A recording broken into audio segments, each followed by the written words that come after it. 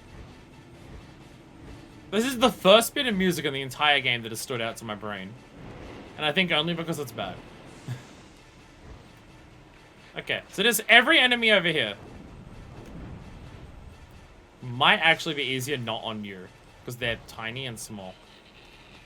I hear you! Oh god, they're goblins. Oh god, they're goblins.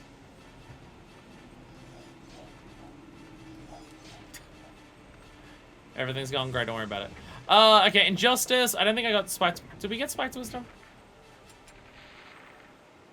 Spiked Wisdom doesn't have, no. God, I suck at math. Math is bullshit, though. Numbers are hard. Along with words and everything else. What happened that made you suck at math?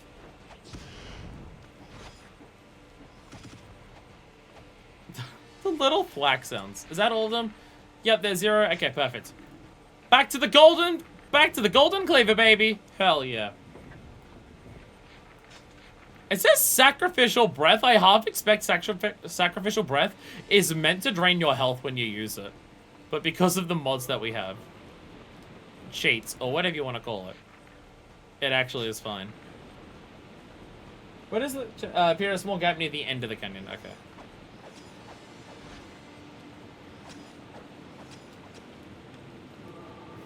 This can't get on you at all. How do I get over to that side? Do I just have to follow this around? But I go to compute the vertices to draw of a character's attack range. I have no idea how to get over to that enemy up there.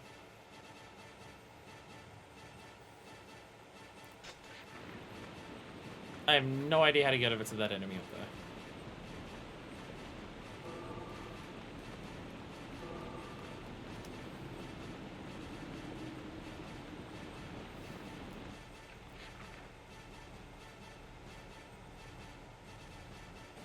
Is part of the map underneath the fucking compass in the corner? Is that what it's showing me? That's what it kind of looks like.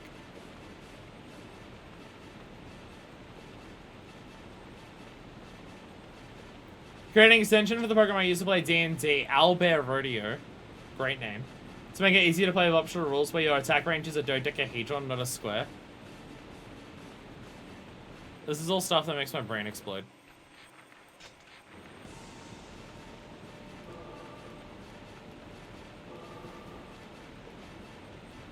How do I cross this river?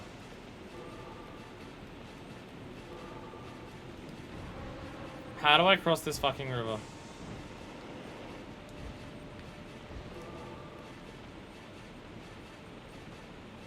Can I run across that?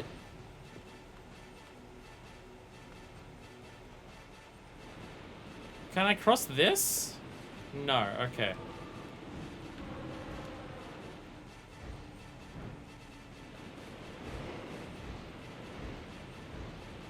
Do I just have to fly the dragon over here?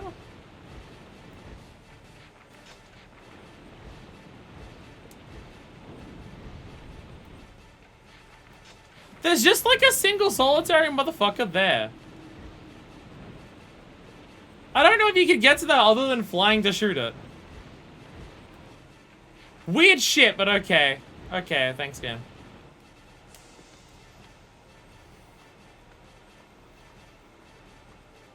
When you say attack range is a dodecahedron, do you mean like also attacking in 3-dimensional space? Or do you just mean like attacking like on a square that has like a...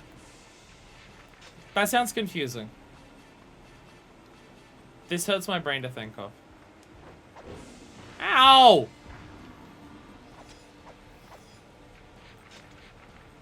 Asshole. Rah! There we go.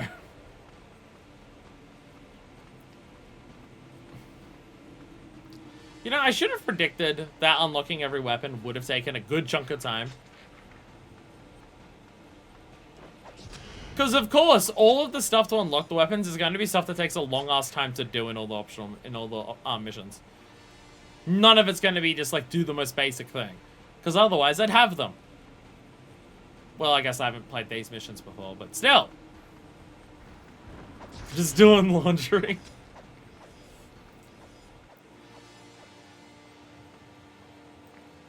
Basic rules say to just straight moving by one square diagonally is the same as moving one square horizontally or vertically, so your range technically covers the square area. I figured attack ranges would have just been like a radius of a circle.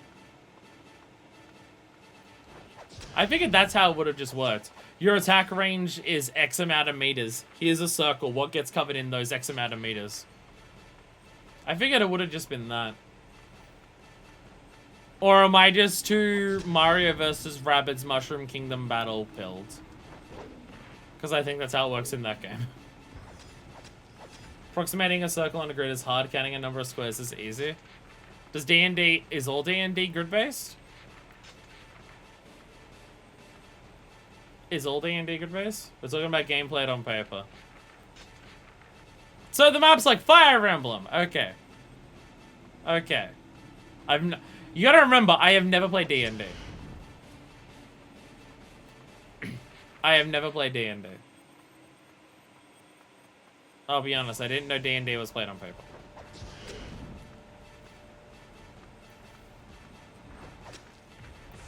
I thought D&D was like figurines on the board and you move them and you like have your attack thing that's like a string to like stretch it out. Or is that Warhammer?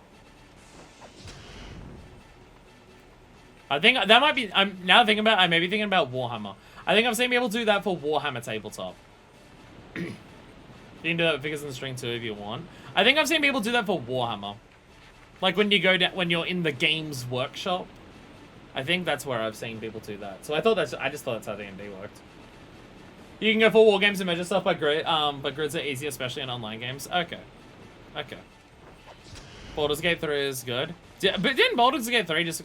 now I vanished to go shower. What's up, Clone? Oh, sorry. Hi, Clone. Sorry, Clone. How long have you been chatting here, Clone? I'm sorry. I saw your name interspersed between dominoes, and I thought it was the same person. Sorry, I just saw the purple, and also you both have, like, the sub badge and the bit badge, and I thought it was the same, but I didn't realize someone else was here. But then I saw the emote, and then I'm just like, wait, that's Clone. Hi, Clone. Sorry, you're the one who's saying D&D's good, you've only done it online. That's why I was getting really confused. I'm just like, said only done it online, but you're talking about on paper. And I'm just like, only done it on paper, but it's online? What? Oh, because Clone's only played D&D online. Okay. And also Baldur's Gate 3 is good. I think, didn't Baldur's Gate 3 just get like a massive update? Like just super recently? Because I think I have seen that. Yeah, treasure chest. Okay, it's back there. Okay. Bye, Clone. Clone uses hidden. I feel bad now. Yeah, it is technically different shades. Domino's is way more purple, where Clone's is like a pinky purple. And also different colored bit badges, but I'm running around attacking everything with the golden cleaver. I'm minute sensitive and I'm sorry. I am the whore here. Altogether is inspired by D&D rules, but it drops the grid system. Okay, now we just have to run back and kill all the enemies. I got like a full playable epilogue and new hard difficulty, some game customization options. A whole ass epilogue? That's a big ass update.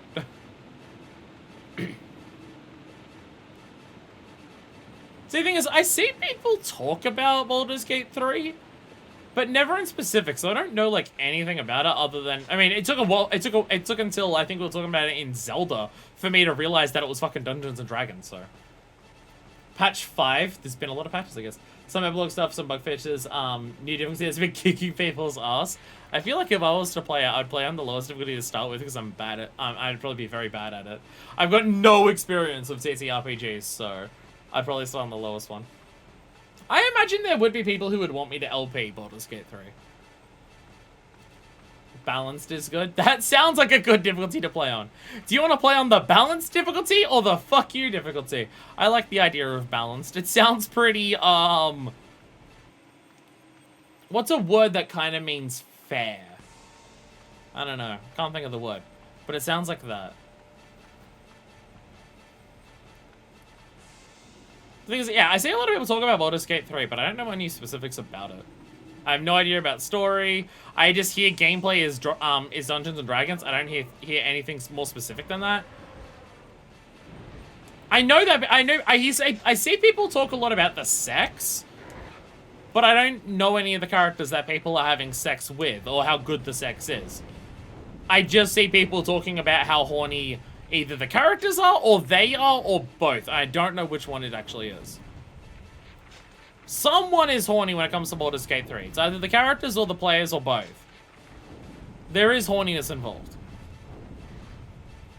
It's on a balance that I feel like changing after 50 hours, but it's incredibly easy. Yeah, but I'm also, again, no tabletop RPG experience. So I'd probably be, I'd be very much on training wheels. Do love that numbers are just whole ass numbers. No 2.58B. Fucking shout out to Monster Hunter for also doing that. Shout out to Monster Hunter. Each update is just title update 1, 2, 3, 4, or 5. There we go. There we go.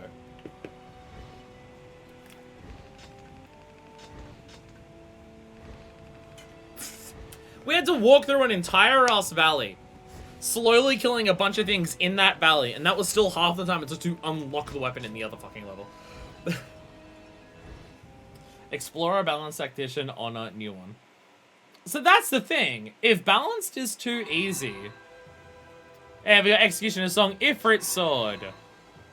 There we go. Sword is slightly pointier and sharper. How do I tell my kitten they can't go in the washing machine?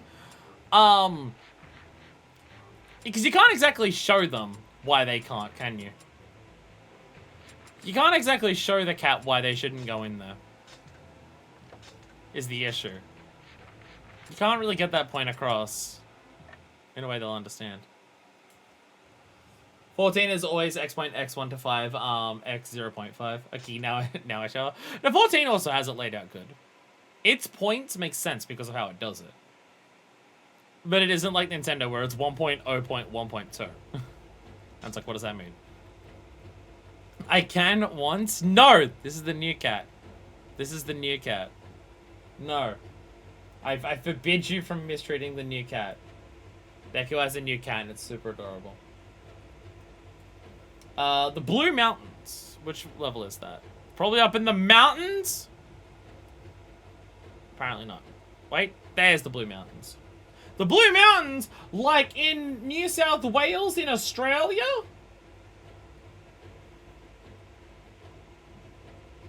West Virginia. Country roads. Oh god. Kill all enemies in 3 minutes, 20 seconds, no magic attacks. I'm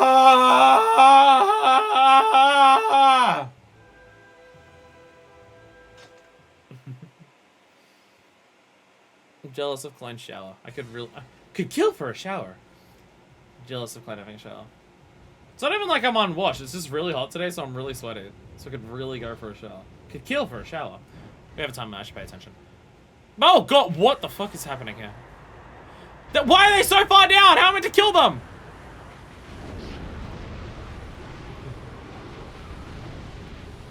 Oh god, what is happening? Oh god, what is happening? What is happening? I don't even recognize these enemies. What is going on? Jealous of shower reason I'll be playing Drakengard. If I wanted to not play Drakengard, I would just stop the stream now. I'm jealous of the show.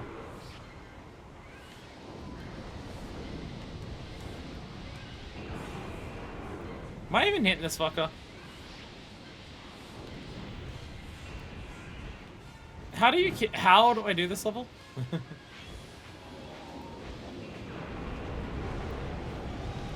Please die. What is even your health bar?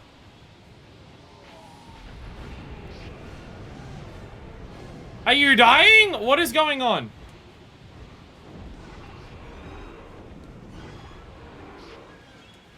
I hate this game.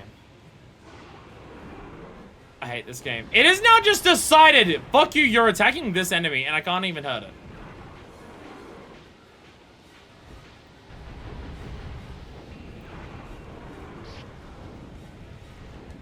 Okay, it is now dead, I guess.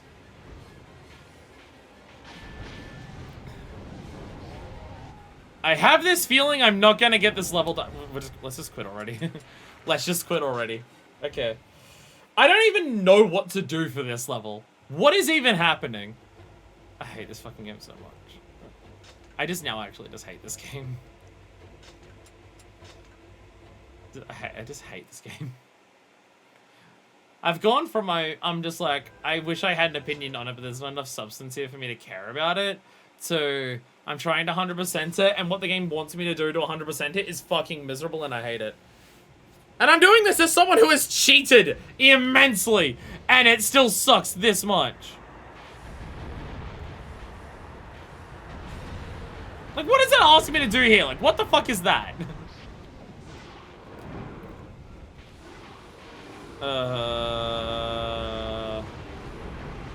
Other cat wants to go into the freezer because it's hot.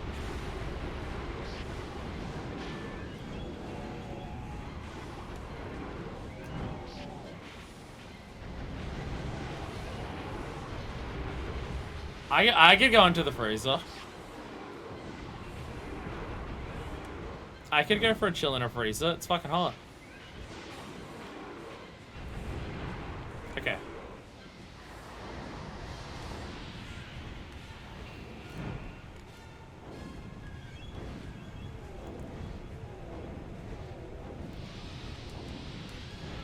Half the time it just doesn't hit and hurt it.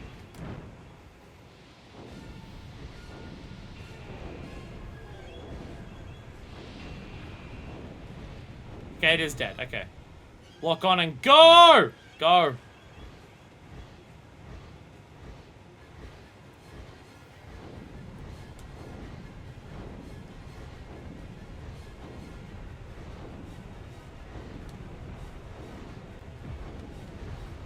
Is it dead yet? Okay. I think these enemies, when they're charging up, you just can't hurt them. I think. Maybe. I'm not sure.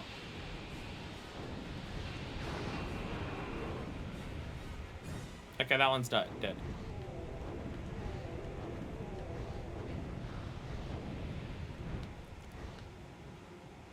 Did it die? I think it did die.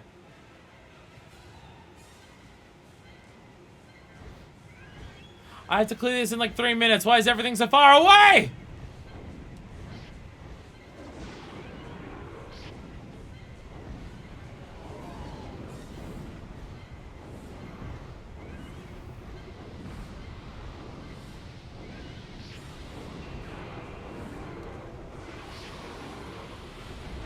I have to do this without magic attacks. I'm not even allowed. Look at how much shit there is. And I'm not allowed Divine Boom? Are you fucking serious? How the fuck do you do this? We might have to skip this one until we work out a way of doing this. I don't know how the fuck this is meant to be possible without doing magic attacks.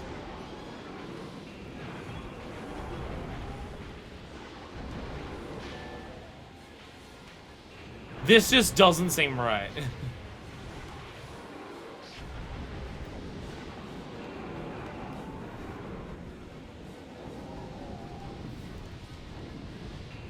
I think you just can't hurt them when they're charging up. Which, unfortunately, they start just doing attacks literally constantly. Okay, that one's dead. Okay. Please be everything. That was not under 3 minutes, 20 seconds. There was no way that was under 3 minutes, 20 seconds.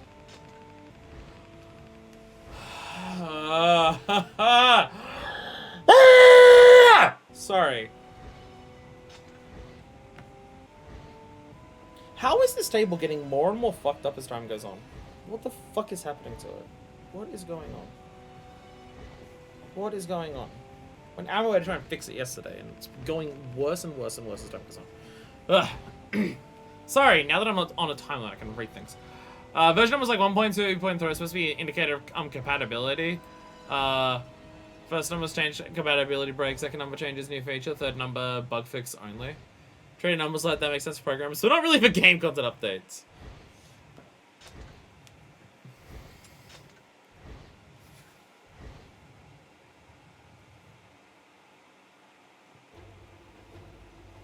Okay, so we have to do that 3 seconds faster.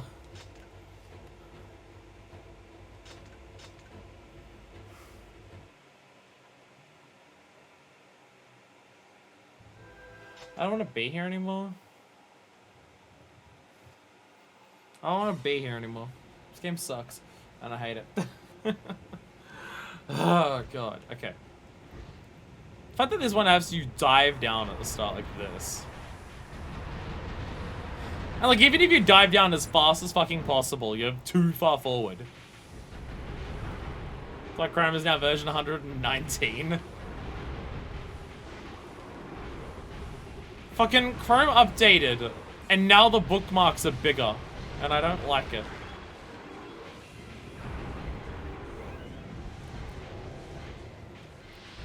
Is looking on better for this? Maybe looking on is better for the big thing. Maybe the idea is lock onto this, and the moment it fires, because you can hurt it again, do that. Nah, look how long it takes to like the spin around and everything.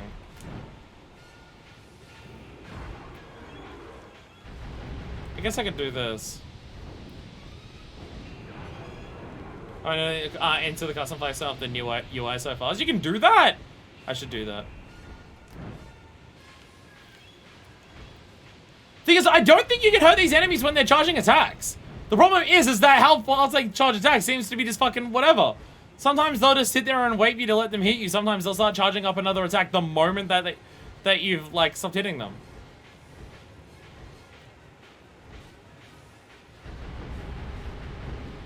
Unless they just don't get knockback while charging, but you can still damage them. It could be that. Though I'm yet to see one die while it's charging up an attack. So I think it is you just can't hurt them while they're charging. And how frequently they charge. The game just says fuck you and just decides really whatever it feels like. So I have no idea how the fuck you're meant to do this. It's almost like the game sucks and it's bad and people who like it are dumb.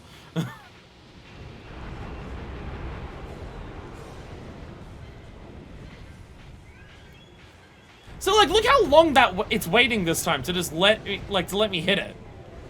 But sometimes they'll just charge instantly after another charge, and I can't fucking hit him again. Like, look, it's just going into it immediately again.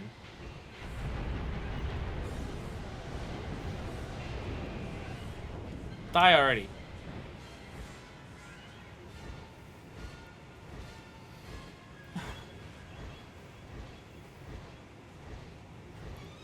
Go do this so quick, and then it takes forever to just go between the areas.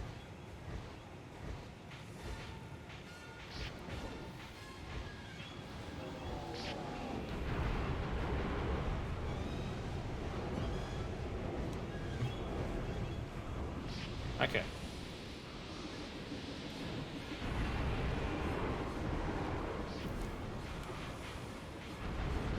Okay, well it's dead at least. It died, okay.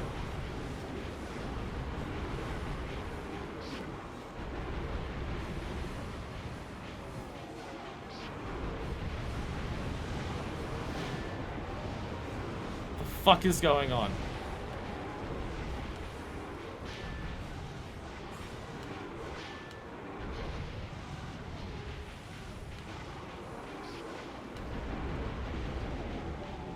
Why isn't the coffin thing dying? I'm hitting it so much.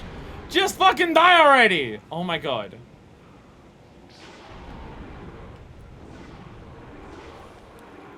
Fucking die already.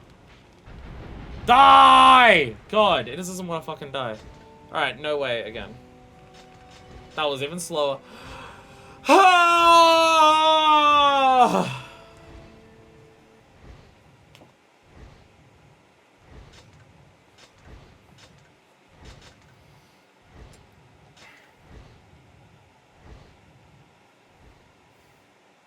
hate this so much.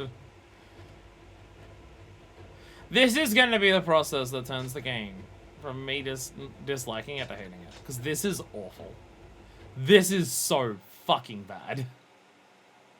Why would you make a game like this? Is it just incompetence? Lack of experience?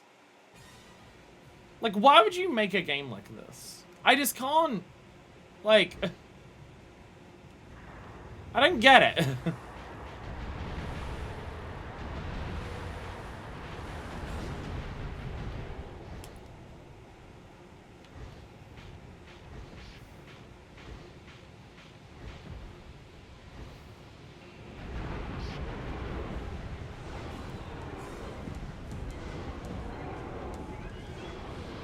Oh my god. Like, like I go full on fucking assault on its face to try and kill it as fast as possible. And it just still doesn't fucking die. And now it's just charging infinitely and I can't hit it.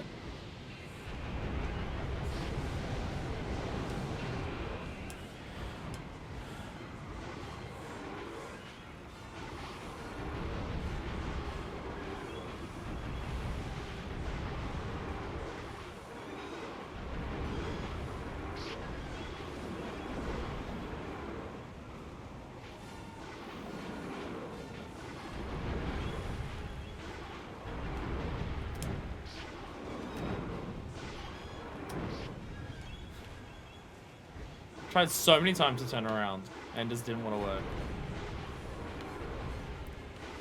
Oh god, this first phase is taking so much longer.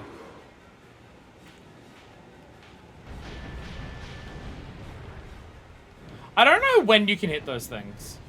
There are some other enemies that, like, it's when they start attacking that they open up and you can hit them. The coffin things just seem to be, sometimes they're invincible and sometimes they're not. And I cannot for the life of me determine what the fucking difference is.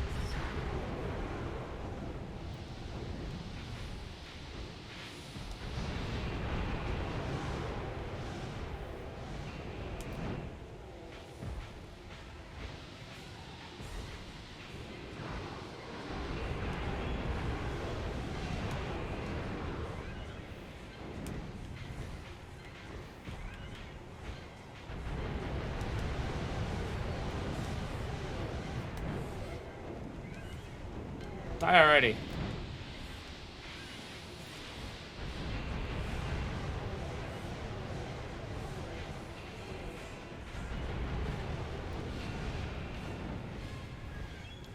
Yeah, no idea how, like, what actually determines when they die or not. No idea.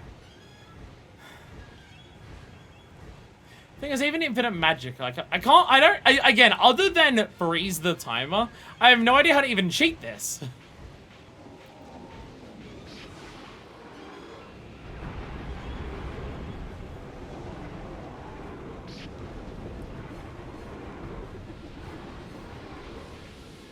Maybe infinite dragon XP, just so we level up the dragon as much as possible so our attack is ridiculously high.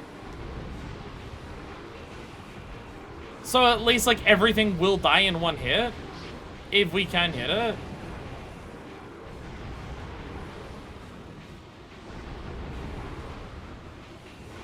Because this is just fucking ridiculous.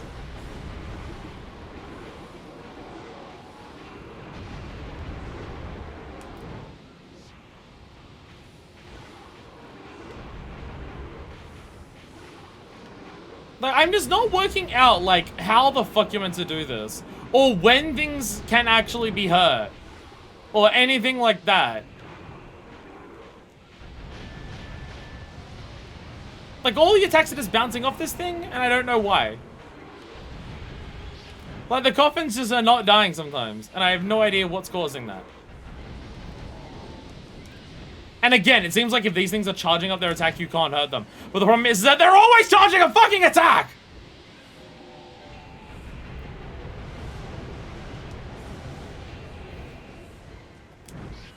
This is getting slower every time, I can feel it. This is way slower than the previous attempts.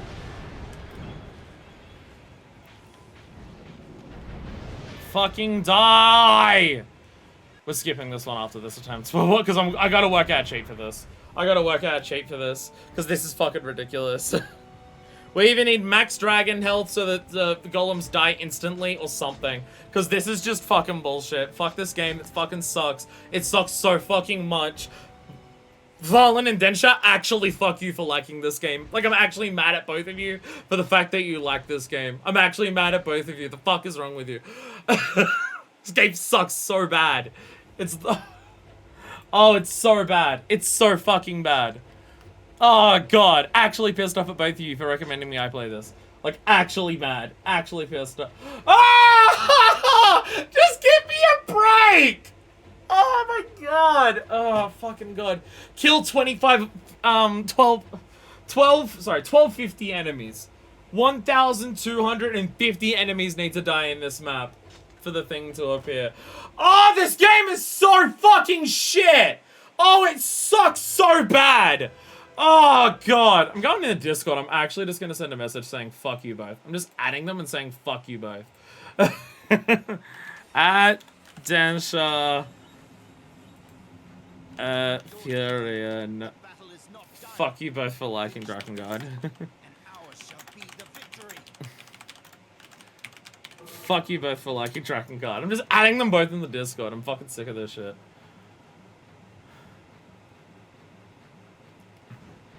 I'm so over this fucking game.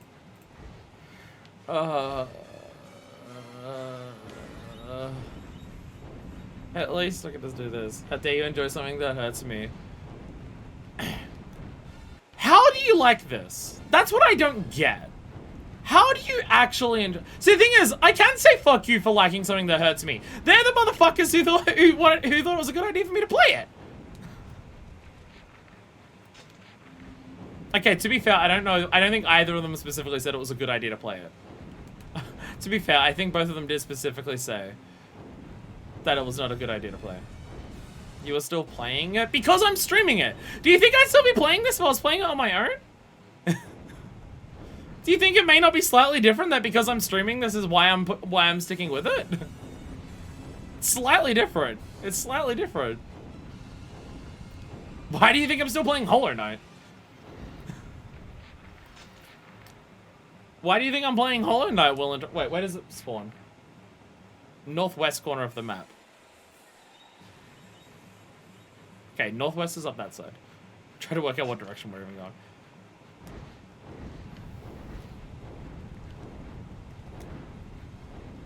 At least I can just do this with the dragon. So it's a lot faster to just move and kill everything. Well, you know, till those things appear. But it's alright, I can do this and kill them like that. There we go.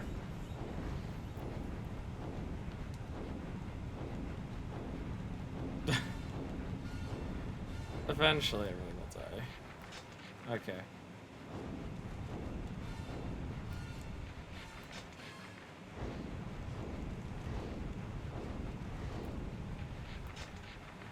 I generally think this may be the worst game I've ever played. So the way that you force yourself to play 3 games, the other way where you're not going to enjoy them for the completion and stream, but you don't have to? Yes, I do. Yes, I do. People get mad at me if I don't. People get mad at me if I don't.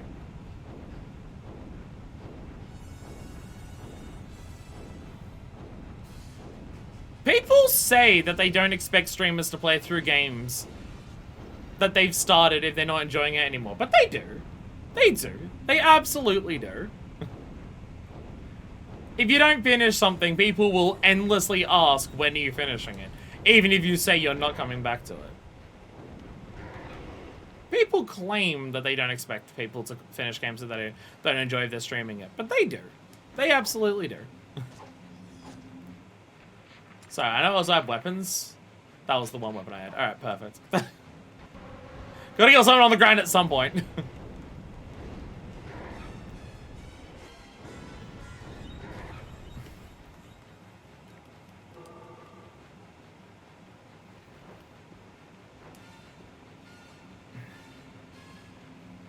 Wait, why do I still have this piece of shit out?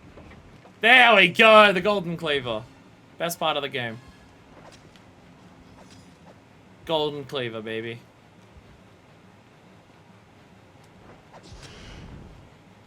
Yeah, I think maybe max dragon next pay is probably the play. Just because then it will max out dragon attack for the other missions. Or just whatever makes me one-shot enemies for dragon missions, just also have that. Sorry, for ground missions where I one-shot everything, just have that for aerial missions too. I think it's the only way I'm going to complete a mission like that last one in a time frame that's reasonable.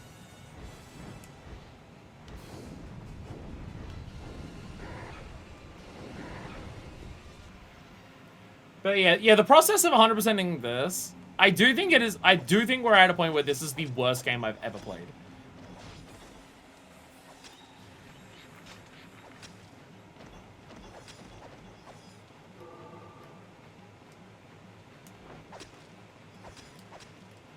Like, I'm trying to think of other games that I really don't like. But there are some games that I really don't like, that I definitely cannot say are worse games than this. Something like Metroid Prime Echoes. Metroid Prime Echoes is definitely not worse than this. Hell, Metroid Prime Echoes isn't worse than Metroid Prime Corruption. So... But still, Corruption's better than this shit.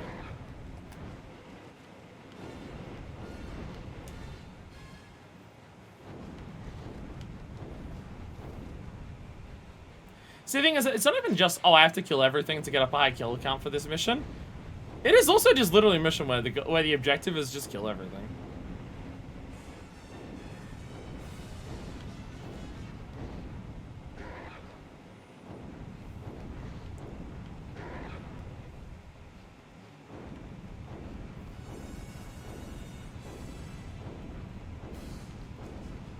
So it says kill 1250 enemies.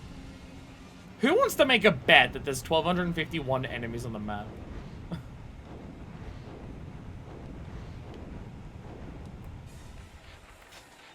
I'm half expecting that to be the case. I might also start the game and drop stuff for the richer credits, but I wouldn't blame people for dropping a game they no longer enjoy. Ah, but see, you said that first part. You said that first part. So... It's not a you would prefer people to drop a game if they're no longer enjoying it. You would prefer people to continue playing it even if they're not enjoying it. And that's the issue. So, not gonna happen. So.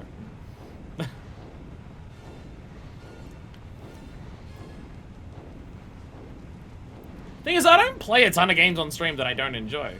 I make it a specific goal to mainly play games that that look like the types of games that I would super enjoy.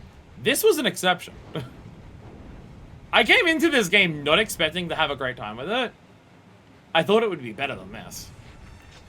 I thought it would be better than this fucking shit. But I didn't come into it expecting to have a great time.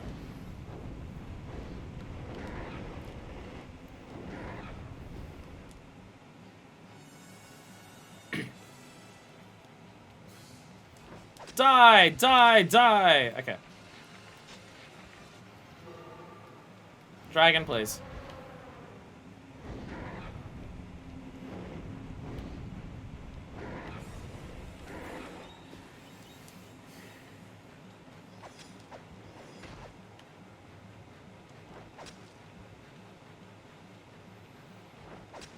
Like, I can't even fly my dragon to kill them all.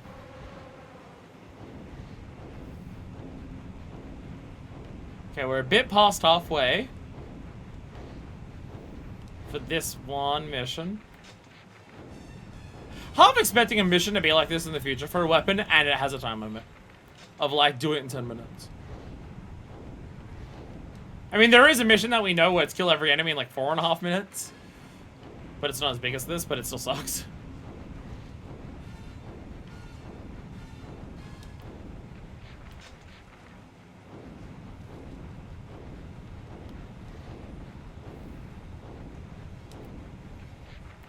Okay. Slowly kill everything. Everything very slowly dies. How long have we been playing this mission for already? Almost 10 minutes. I think being won by someone dropping a game means I would prefer forcing them. Yeah, I know, exactly. Oh, you don't think it? Oh no, nah. Nah.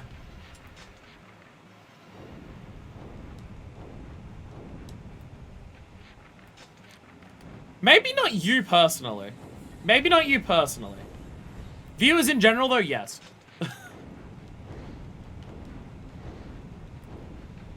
Viewers in general, yes. If you ever drop a game for any reason, you will never not stop getting comments asking you when you're going to continue. To be fair, you can finish a game 100% and people say, why'd you drop it? So, there's also that.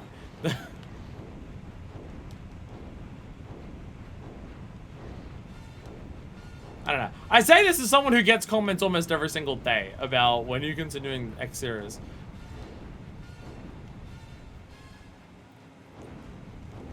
Boom, boom, boom, boom, boom, boom. Everything dies. God, it doesn't even, like, feel satisfying. It doesn't even feel satisfying to, like, shoot stuff from the sky with the dragon there. There's, like, no sound impact, no scream. It's just, you go, and then the bodies just fly and disappear. Like, it doesn't even sell the impact.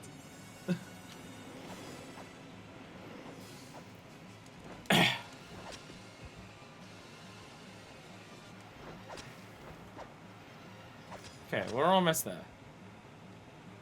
I mean, there's still everything else that we have to kill, because we have to kill fucking everything here anyways. Because the game is just so fun. Actually, maybe.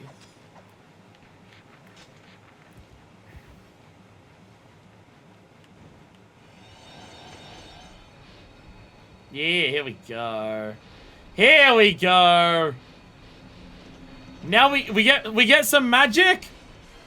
Life becomes a hell of a lot easier. There we go. There we go. I wonder if that's faster to kill enemies than actually flying in the sky. I really remember giving someone shit for dropping Drak 3 Let's Play and feeling bad in hindsight. Drak 3 is good though. I'll be honest, I don't remember enough about the Jak and Daxter games to know whether I'd enjoy them going back to them. I remember enjoying them when I was a kid. But the thing that you have to know about me when I was a kid is that I was a fucking idiot. So... I will eventually hit the checking in with my nostalgia arc for my channel, where I go through and play all the games from my childhood to see whether they were actually good or not. And just end up disappointing myself on most games that I played when I was younger. There will come a time where that arc begins.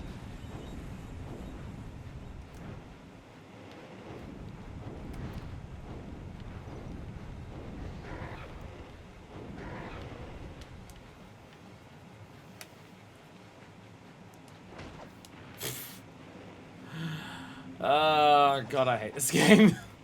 God, it's so bad. It's so fucking bad.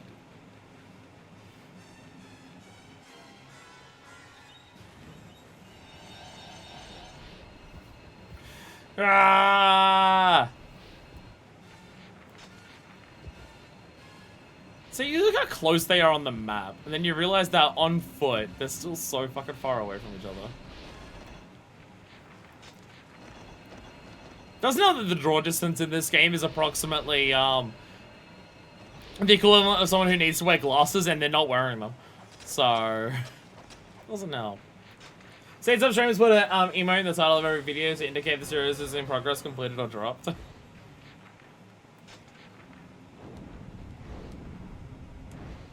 I could put that on my channel.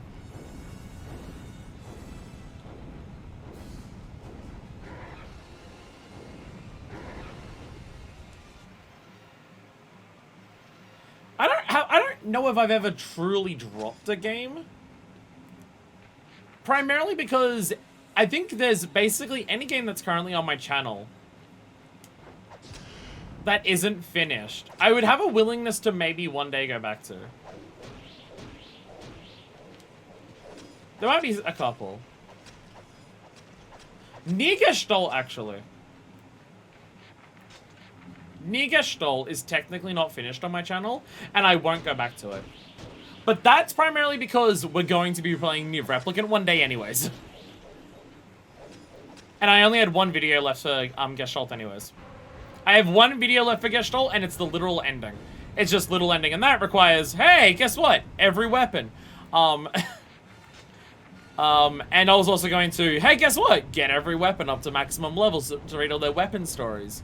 But that was on an old PS3, which has since died. It took forever to do all the grinding for that anyways. It took so long to do all the grinding that I did. I had shitloads of it left, and then that PS3 has died, so I've lost a save file. So I'm not going to replay the game from scratch to then continue the weapon, the grind again to unlock all of that when I'm going to be playing the remake anyways.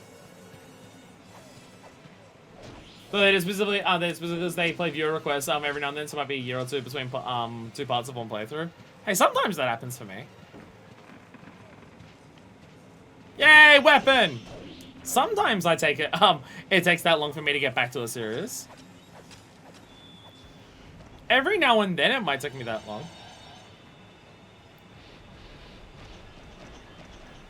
Alright, let's run through. I will say, if we get infinite magic... Oh god, this weapon is going to tear up shop on this shit. We're gonna be doing so well if we get infinite magic.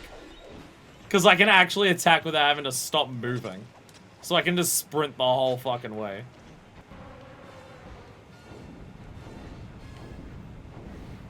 Any others over here? Okay, no. Now we slowly move on to the next area.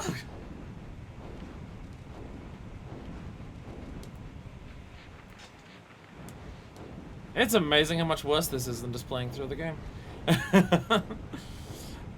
Again, just playing through the game was just... There was nothing in the game that was worth talking about. It was just thoroughly a bit below mediocre on every single possible perspective of the game.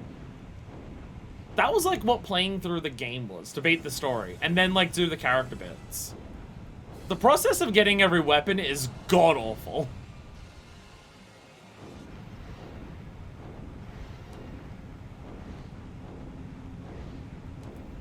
Every weapon is very specifically what turns this game from thoroughly meh to god, this fucking sucks.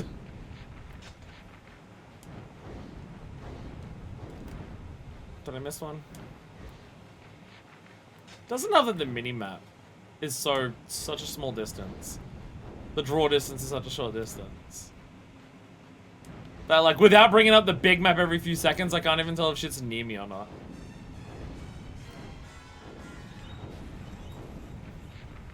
Okay. A row of them down here somewhere. Assholes. Alright. Oh, I don't have enough magic to do my thing. Give me magic! Give me magic! The bushes are real. You can't go through bushes. You're allowed to go through bushes. I'm having a lot of fun in case you can't tell. In case you can't tell by the quality of my commentary right now, I'm absolutely enthralled with the experience I'm having in this video game. Oh my god, go away. I'm having a riveting good time, and I'm super enjoying my experience, and I'm having a great day.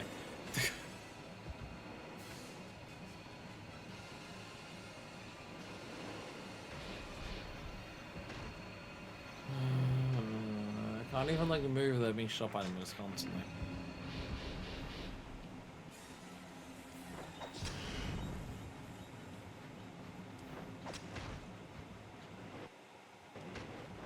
Does this game retroactively make Nier Automata worse? Does this game existing make Nier Automata a worse game? Because it might. Knowing that Nier Automata is tangentially related to this game, I think makes Nier Automata a worse game. Just by the sheer association. There we go. How long was that? 16 fucking minutes. Oh,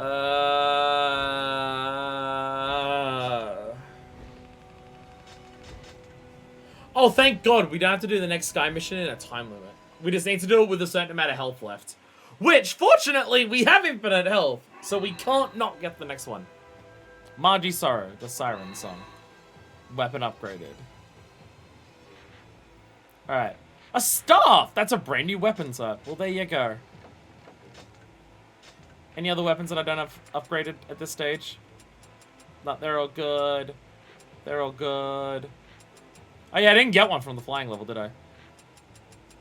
Yeah, I didn't get one from the flying level. Alright, we're good. We're good. Even if I go through all the expeditions today, am I even going to be at 50% of the weapons? Does it make 14 worse then? Because I recall correctly, I said the new stuff in 14 is canon to Nier. Sadly, yes. Sadly, yes. Unfortunately, yes, is the answer. Alright, Sky Fortress. Oof. Complete the expedition with 75% more HP or more. Which fortunately, literally impossible to not do, because we have infinite health on. So at least this, we just have to beat the mission. Are there any other that have time limits? Yes, there is. Yeah, there is.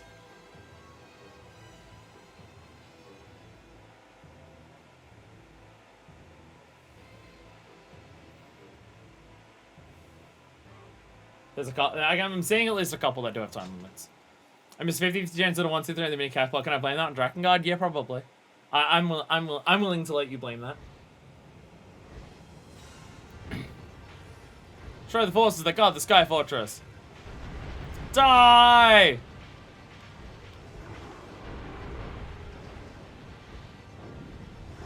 Attacking these ships is so weird. Like, they start sinking, and then you gotta, like, fly along both sides to, like, hit everything.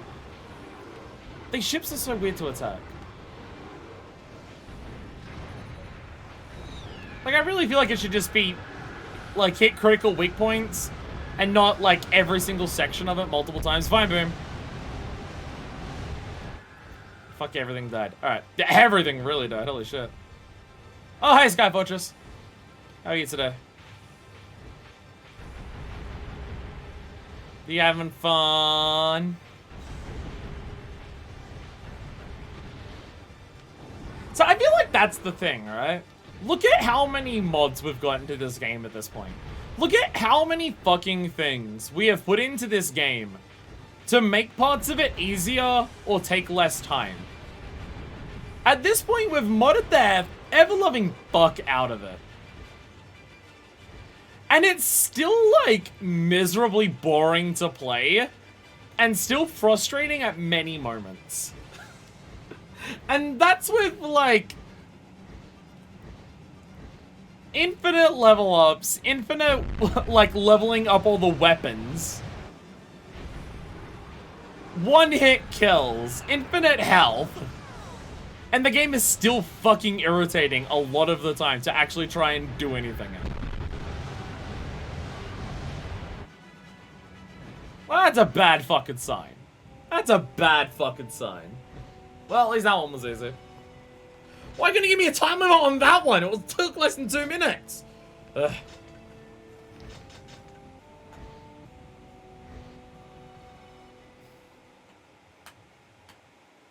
It's called Broken Dogma.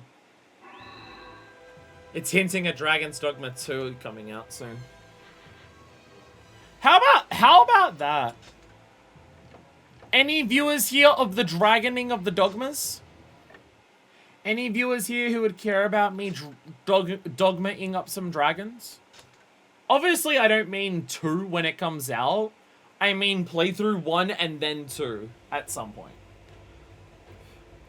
Should those go on the list? Alright. Sky Fortress. Inside Sky Fortress, kill 150 enemies. Just looking on the second floor in the top left engine room. Okay. Simple enough. Simple enough for this. Oh god, the next thing after this is immediately a fucking sky mission again. Ugh! Has a time limit too. I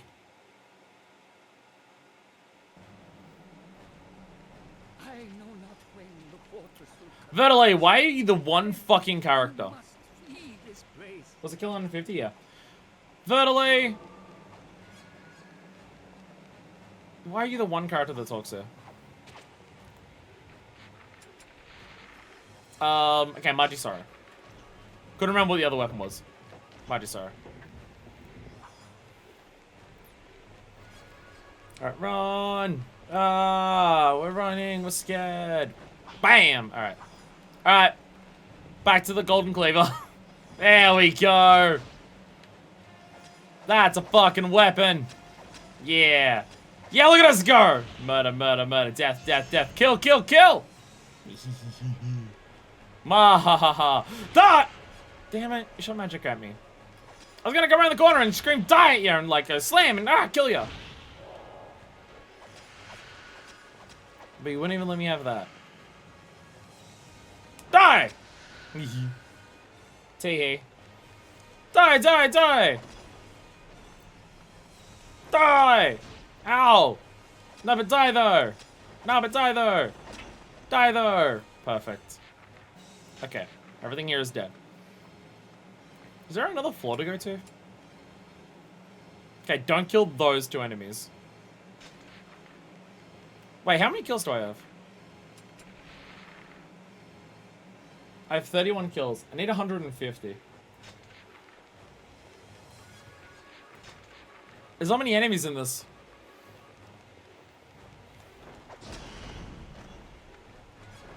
I hope a lot of enemies appear at some point, because killing everything here is not going to be enough.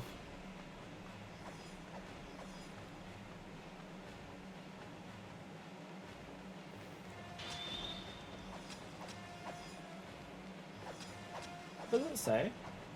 Second floor and top left room. Is this the second floor? I think this might be there. I don't know.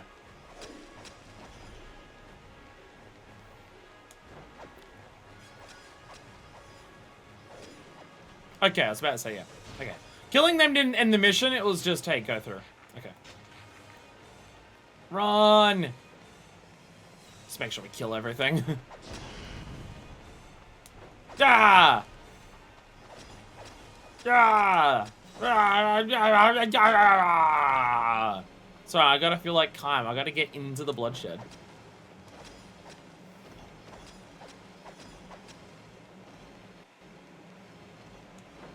I'll be honest, that's straight up like one of the problems that I have with this game in terms of like its stories and characters and stuff like that. The whole thing with Kaim that they say, like, half of the time when characters talk about Kaim, it's just like, Kaim, you could be killing everyone like that? Don't you have any thoughts for the people that you're murdering, Kaim? Don't you feel bad about all the death you're inflicting, Kaim? And they often say that, and then the next sentence just be like, all of the people that you're fighting are incapable of feeling anything. They're not but monsters and need to be slain, Kaim. Kaim, how could you? How could you be killing all of them in cold blood like this? And I was just like, okay. Okay. Okay.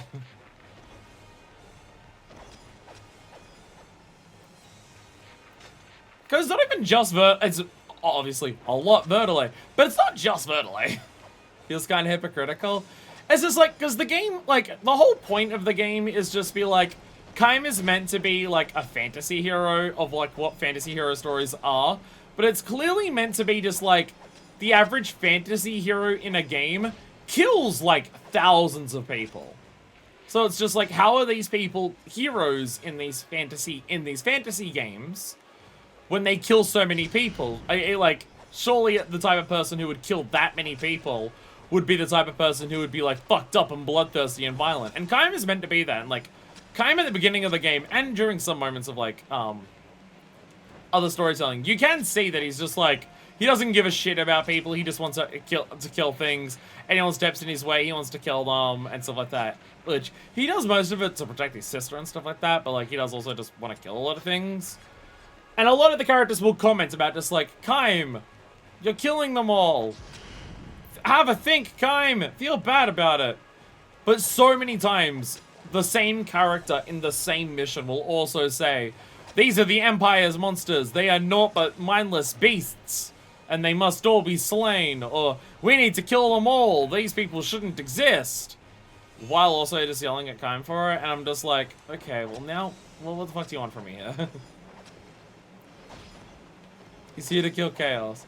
Well, it's also just like, the people, like, it's not just like, oh, Kaim is fighting a war for, like, selfish reasons or inane reasons or anything like that. It's not even like, oh, Kaim is just, like, murdering people because he wants power or anything. It's just like, the people that you're fighting in this game literally want to destroy the entirety of the world. Quite literally, their openly stated goal is to bring death and destruction to literally the entirety of the world, so everyone fucking dies so they can restart the world in their image. And it's like, okay, but I'll feel bad about the people I'm killing who are trying to do this. The characters contradict themselves, very much so.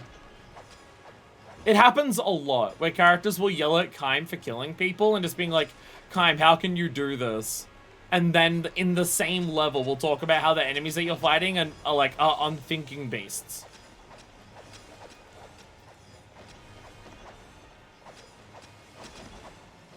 And it's like, Nier Replicant. There we go. So, okay, so I gotta go back up to the previous level. Like, Nier Replicant has a point about, like, the killing that your character is doing for their morals. But, like, it's well structured and has an actual point.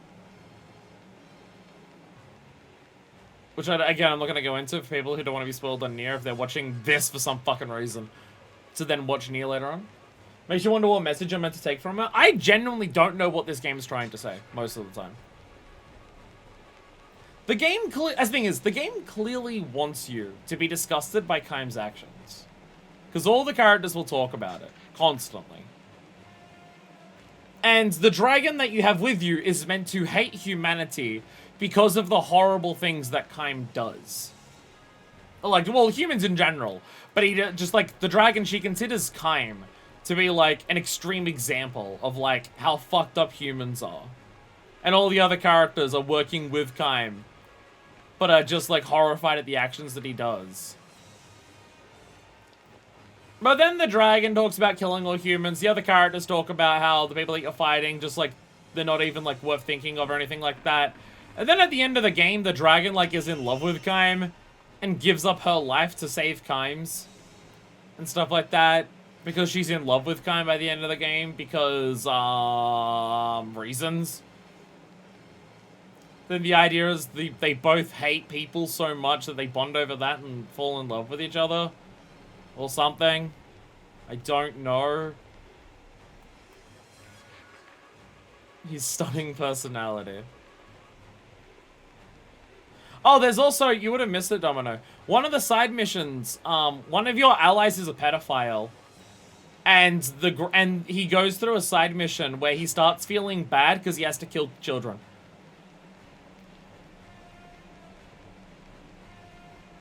If you're wondering if there's any further character development for this character other than A, he's a pedophile, B, he's sad that his family died, C, he's sad that he now has to kill children, no. That's, like, I described everything about Leonard. That's the entirety of his character. There's also another character who, to survive, she had to give up something. So she gave up her womb because she's a woman, and now she can't have kids. So now she's madly violent and wants to kill, especially kids.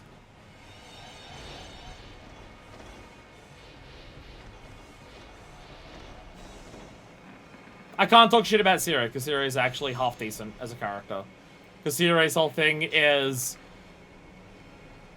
I don't want to, like, give in to the violence of the world. This is my friend. The golem is my friend. Don't hurt him. I will even risk my own life to help save the golem. And it's actually done kind of decently. So I actually like Siri. In the context of this game, Siri is actually okay as a character. So Siri is fine. Siri is chill.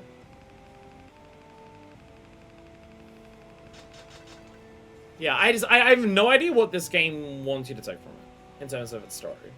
Because that was always the thing. Playing the game sucks, and you're like, the actual gameplay is not good, which, understatement of the year. Oh, it's even pointier. Ah, it's even shinier.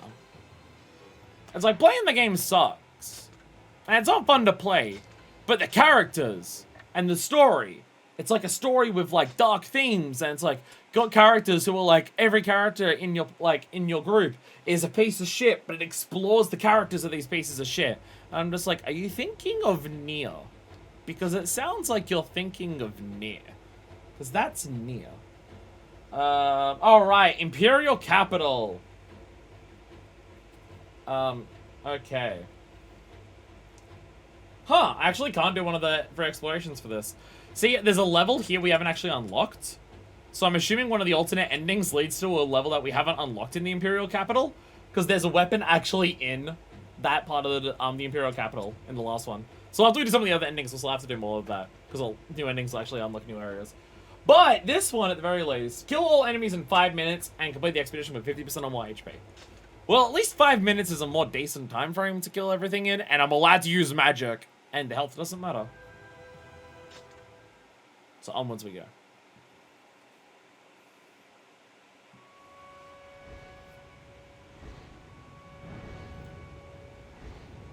Alright, go. Oh god, that's a lot.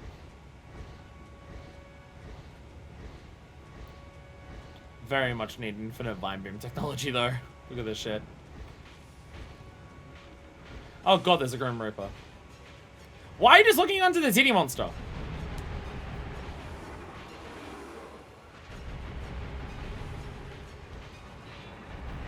Actually, this is going to suck, because, the way these enemies work.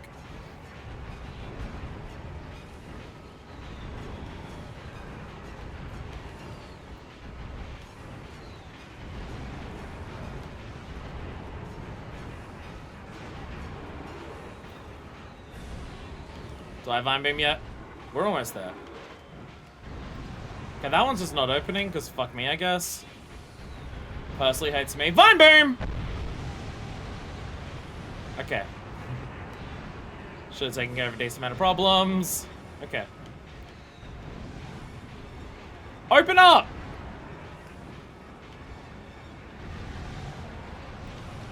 Sometimes they'll open up to let you hit them. Sometimes they just say, nah, fuck ya.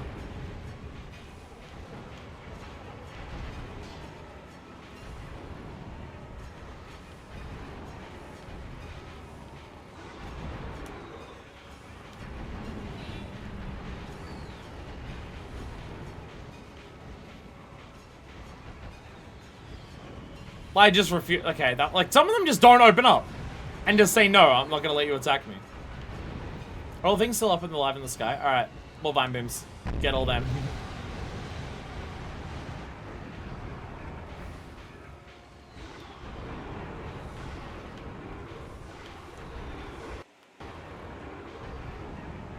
Game, please.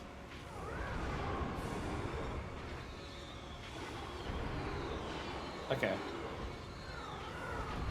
I see I'm still being shot at by all the bullshit in the sky. Okay. Might just need to fly up and just start trying to kill everything up here. Which seems to be really high up. Okay, I think we're gonna get this up.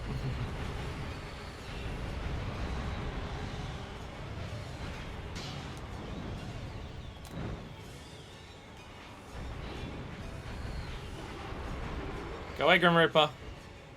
This ain't about you. Alright, where's Grim Reaper? One more box up there. Quickly get that one. Alright, throw your thing.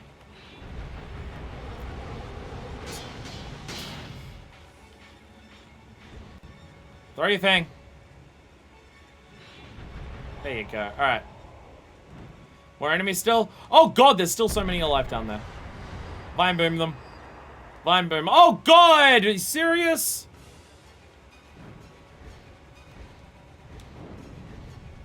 These things have to be a 2? Are you serious?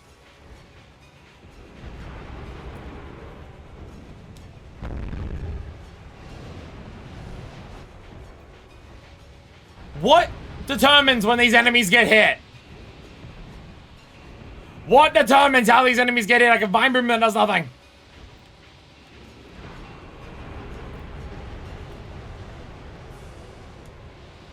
What hits these enemies? How do they get hurt? What the fuck are they? I swear to god, half the time I hit them it just doesn't even do anything. Also, this camera is so garbage. Holy shit, is this camera so garbage. I would like to see where I'm fucking going, but the game doesn't know.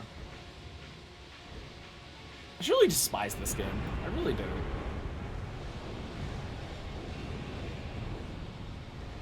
Like, this is not hurting it. What the fuck am I doing wrong?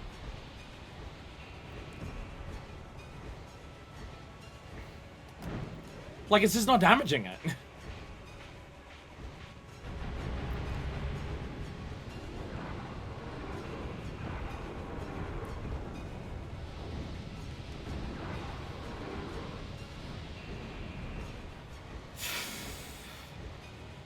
This game seems somewhere coming between meh and not fun. It's fucking god-awful, is what it is.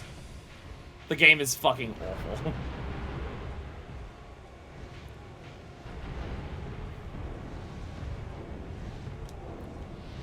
There was parts of it I was defending before, but the longer the game goes on, even the parts that I would defend are just like, God no.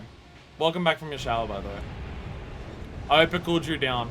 If it's anything where you are compared to where I am, it is very hot. But that could be because I am actually in summer, because I am in Australia. Please die. Anything else? Cool down? Cause shower. Cold shower. I use it to warm up. Oh, I use showers to cool down. But I also live in Sydney. Ah! Sorry.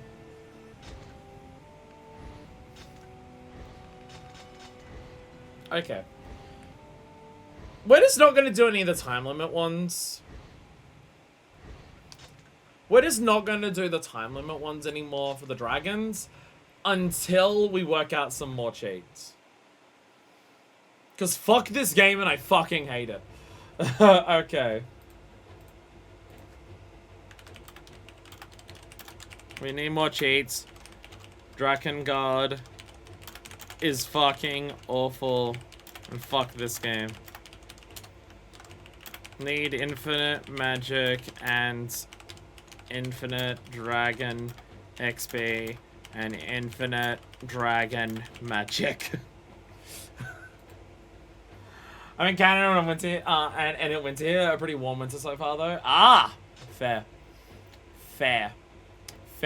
Yeah, having it maybe having a cold shower would be a bad idea. I'm looking forward to a cold shower after the stream, and it will cool me down, not just temperature wise, but anger wise. All right.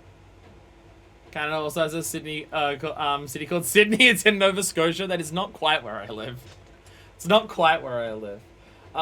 Destroyed City. Use dragon to reach the altar at the end of the street within 2 minutes.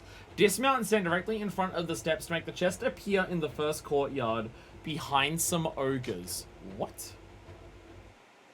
Huh? How would you find these weapons exist? This one is stand in a specific spot of the map in the first 2 minutes. What does that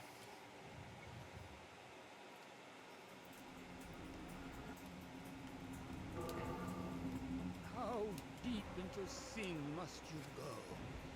How many crimes will you commit before your... See, this is the kind of dialogue. But then sitting right now, 1 degree. I wish I was here. See, you see that? That's the type of dialogue I'm talking about. Imperial troops still wander the city that is engulfed in hellfire. Sate your bloodlust and leave not one alive.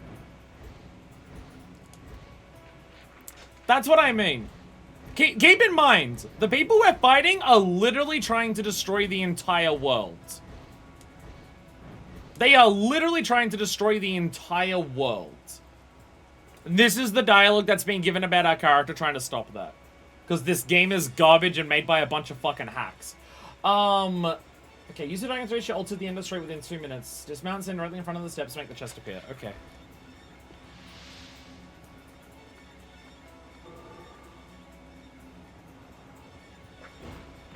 Yes, this is genuinely how you get this item. This is genuinely how you get this weapon to appear.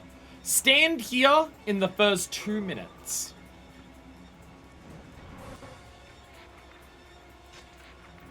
Fuck this game. Oh my god, are these all... Oh, I have to kill them on foot. I have to kill them on foot because they're all magic reflecting enemies, so they'll reflect all the dragon fire. Oh, okay.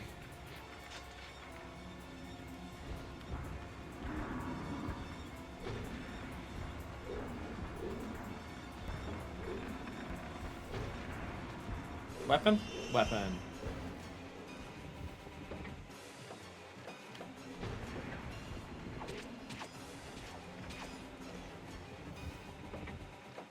I hate this game so much. Is that all the weapons? Yeah, perfect. Alright, now we just spend the next 40 minutes just going around and killing everything on the map. Why are we playing this if it's awful? Because I've started. Hey, look, it's a ball. Because we've started. This game. There is an alternate ending. There are multiple endings to this game.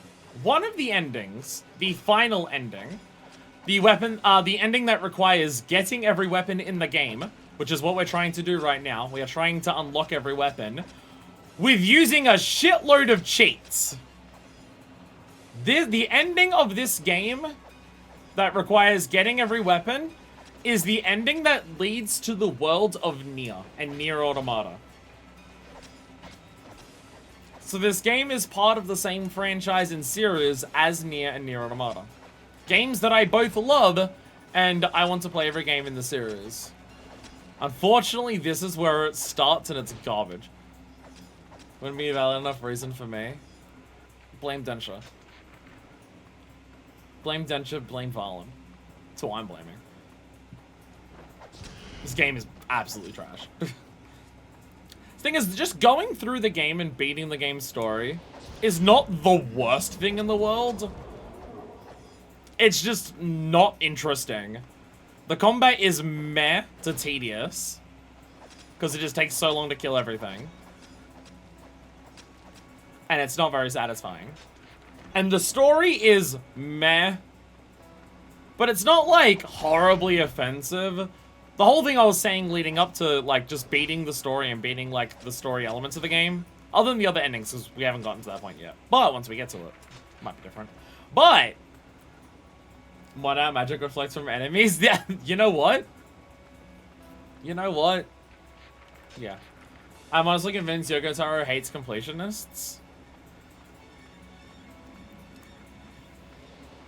I would say not in Nier Automata. Nier Automata feels like it's designed to be completed. In Nier, it gets a little over the top. Or at the very least, doesn't understand him. This game, I think it's hate.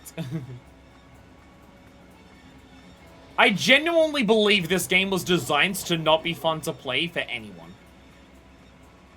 Like, I can't be convinced otherwise. I don't think this game was designed with the expectation that it would be a fun experience for people to play.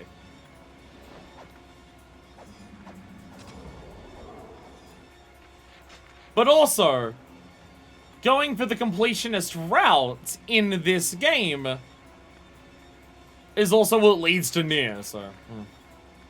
Have you tried getting 100% enemy data completion in Nier Automata? I'm pretty sure I've completely perfected Nier Automata. I'm pretty sure I've done 100% perfect completion in that game.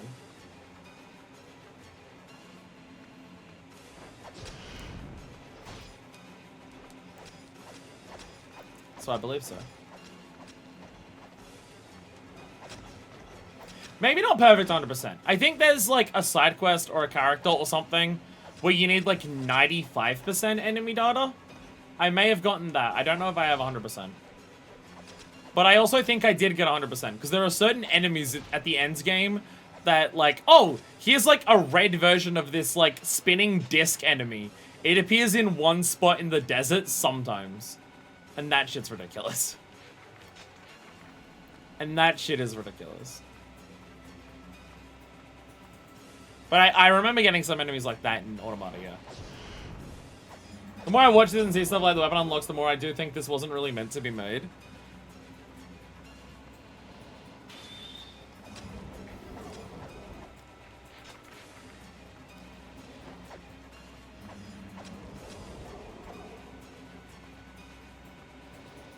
See, people want to talk about how Pathologic is designed to be a game that's not fun to play, but you're embracing the story and the experience, and, like, the fact that the game, like, is frustrating and difficult to play is, like, part of the point, because it's part of the whole story of the game. This feels like that, but if it was done fucking god-awfully.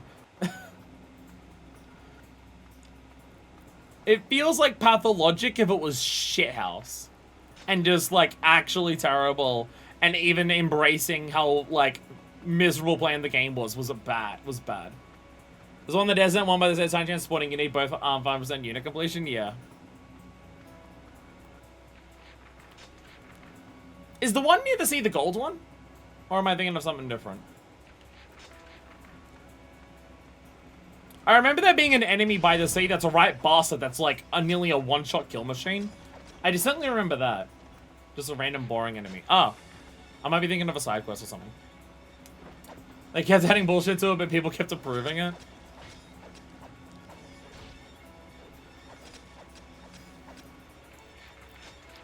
The thing is, if it wasn't for all of the weapon completion stuff, it feels like this could just be made by a bunch of people who haven't made a game before and were put onto making a game in a strict deadline. If it was just the beating the story, like if it was just going through the story, it could feel like a game just made by people who don't have a ton of experience, were put onto a really short amount of time to do a game, so they got out a game that is by all means technically functional. The game like isn't broken. The game isn't filled with glitches. The game doesn't have like controls that are impossible to control other than a kind of bad camera. But it's the PS2. Kinda bad camera is basically that console's second fucking name. If it was just that, it could be like, yeah, this is a team that doesn't have a lot of experience, and they were told they had to ship a game, this is what happened, and they shipped a game. And boy howdy, it's not good, but they got it out and it fucking works and it is functional, and that is an impressive accomplishment if it's by people who are shoved onto a game with little experience and were told to do it in a short amount of time. Nothing to write home about, but hey, you shipped a fucking game. It's more than a lot of people have done. The completion metrics in this game make me feel like there were some people, maybe Yokotaro specifically, maybe some other people on there, where it feels like they were spiteful. And they made elements, it's coming across now more as certain elements of this game were made out of spite. They were pissed off at either the genre or that they had to make a game like this, and so they decided, fuck you. Now that we're at this part of it, because they do expect you to do this. It is a thing. It's like cash grab to get a game out while the show was popular. Avatar Aliens on sold a lot of tickets. Quick, let's make a game for it quick. I mean, this is definitely meant to capitalize on Dynasty Warriors. I wouldn't be surprised if part of it was, hey, Dynasty Warriors is popular. Hey, people who have never made a game before, who work at Square Enix / Caviar, make a Dynasty Warriors. You have 7 months. I can definitely feel that. I would say the vibe I got from Nier was innocent towards video games as a medium. Which is interesting because, like, yeah, overall, Nier is definitely a very cynical game. Like, Nier Replicant is overall a very cynical game. Which gets really weird because Automata is far from cynical. Automata is depressing. Automata is brutal. Automata has moments that make you wonder why the fuck you should ever fucking bother trying. But overall, Automata is so far from cynical that it is very interesting to... It's very interesting to see the shift. To go from this game of... Game is miserable and boring to play, and your character is just... No heroic traits, just he wants to murder everything. To, you get to Nier, which I don't want to spoil any details of Nier, but you get to a Nier where part of the premise of Nier is... How do bad people convince themselves that they're good? Ergo, how do we play video games and play as the hero when you tally up all of the horrible things that a hero does in a game? Which is kind of expanding what this game's themes are, but actually done well. Because Nier Automata feels way less cynical. Overall. And again, without spoiling it, I get way more of a vibe, like this game and Nier kind of just like, why do people enjoy stories about mass murderers who are meant to be heroes? Why do people enjoy that? Whereas Nier Automata is just like, oh, we're all people just stuck in a system that like has a lot of horrible things. And that system makes us enjoy bad things, or like things that are questionable, or pushes us towards these questionable ideas. But it's that structure and like world that we're stuck in that makes us do that. And it's not our fault that we live in that world. It's just our place to try and make it better. It feels way less cynical, which is a big part of the reason why even though I prefer characters and character arcs and character storylines in Nier Replicant, I prefer overall Nier Automata, because I prefer its themes a lot more. Automata uses a medium of video games to tell a story about despair in a way no other media could, but doesn't feel like it's about video games. Yeah. I mean, part of it does. Part of it definitely feels like it has to do with video games, in terms of, like... This and Nier kind of, like, reflect on the player. Why would the player enjoy games about stories where you're playing as someone who kills a lot of people? Whereas Automata is just like, why do we as creators create stories like this in the first place? Of course, the people who buy the game that we made to be enjoyable, where you kill a lot of people, of course they're going to enjoy it. Of course they're going to revel in it. We literally designed it to be that way. Because you get to the whole idea of just like, again, it's, I don't know, this might be spoilers, I don't know. I might end up spoiling Nier and Nier Automata because I've got nothing else to talk about today. But it's like literally programmed into the characters of Nier Automata that violence is enjoyable. So there's that. I might feel different about Nier once I finish it, even though I know lots of spoilers.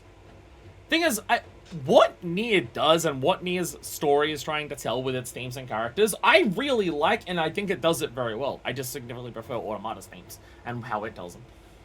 Anyway, what are we on to next? It's a flying mission, so we're not going to do it. The next one is beat the mission in 3 minutes 40 seconds with 25% health.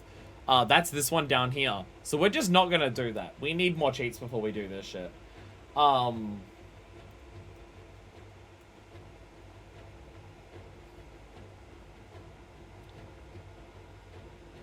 Wait, is it that one?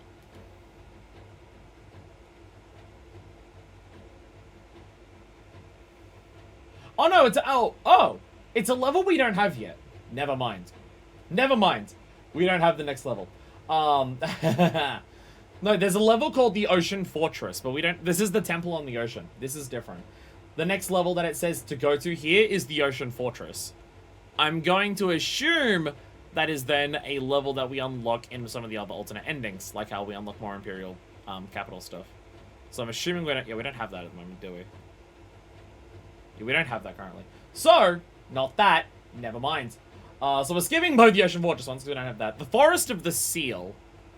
That is up here, yes. In the Sky! Finish it in 4 minutes, 10 seconds with no magic. We're not doing that today. Because fuck it. Oh, God, I hate this game. Oh, I fucking hate this game so fucking much. Oh, fuck you. Actually go fuck yourself.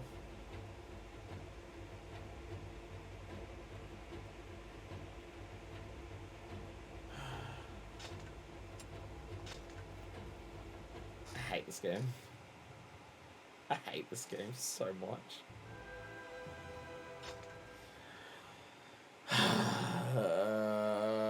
I want freedom! Freedom! Remnants of the Imperial forces still remain in the area. Kill them before they can flee. What got on my nerves is the sheer amount of fetch quests that don't lead to anything. Kind of feels like the devs are making fun of how side quests were often bad filler. Yeah, there's elements of Nier that are like that. There's elements of Automata, there's elements of Nier that feel like that. There are also side quests in Nier that will emotionally gut punch you. So there is also that. Making a bad game and saying you made it, you did it on purpose doesn't really make it more fun.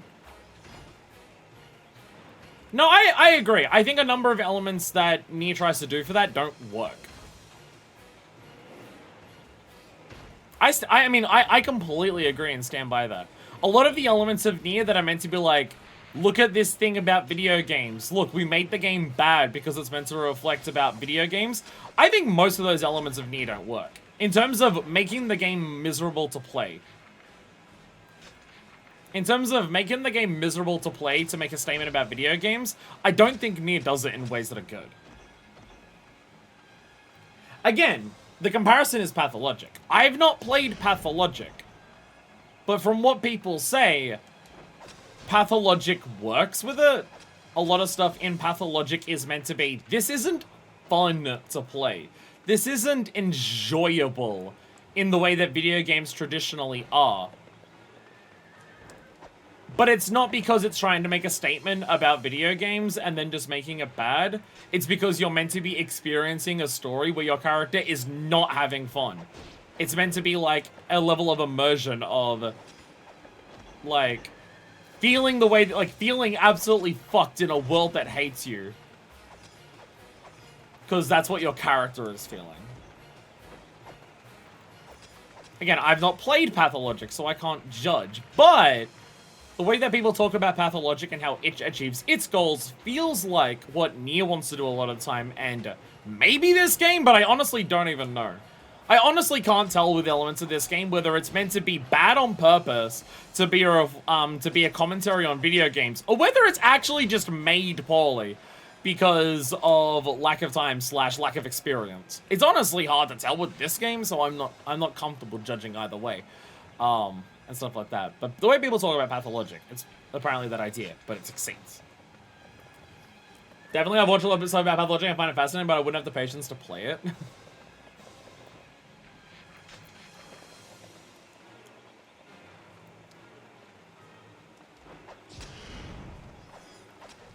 I mean, to be fair, if there's a game that I think it works, which it's not just because I like the game a lot. When the game does it, I think it works.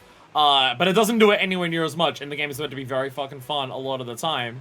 And if you know what I'm talking about, you immediately know where I'm gonna go with this. It's Final Fantasy XIV.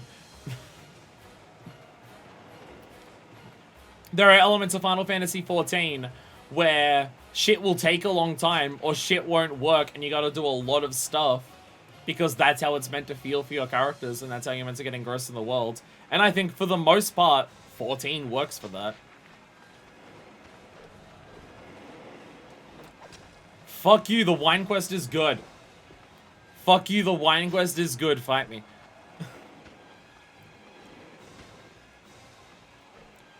Getting the wine in ARR is not only good, but one of the better storytelling parts of ARR. Fuck you, fight me.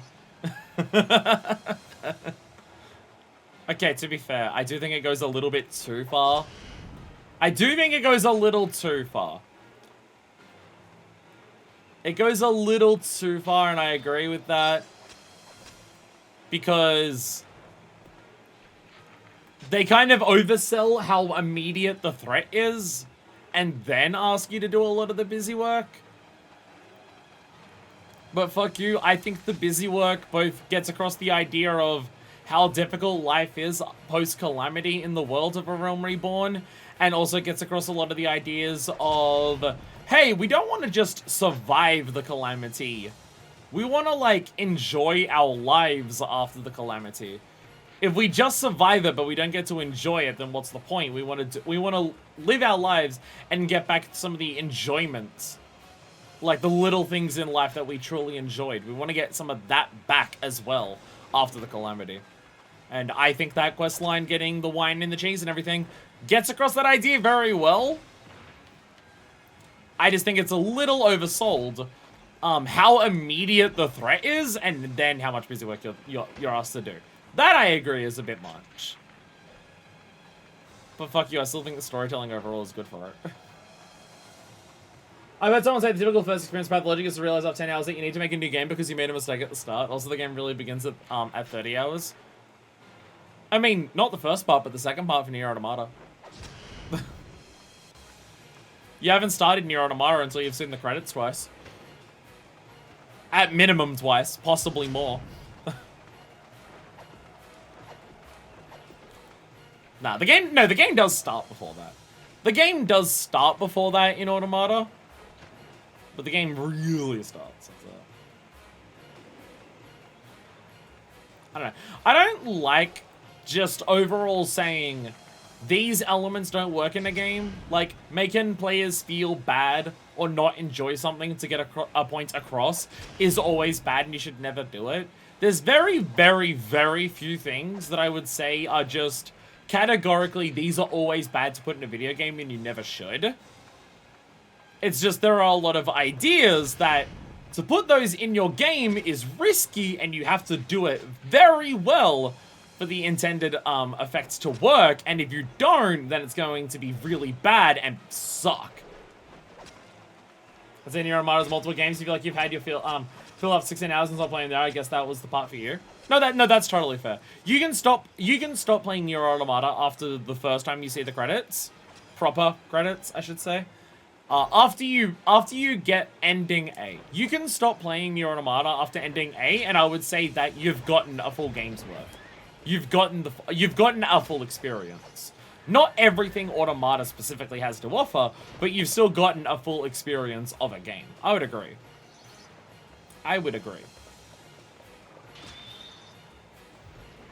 If you've enjoyed what you got there, but know that you're not going to enjoy doing more of that, then you can stop there, and I would say that's fine.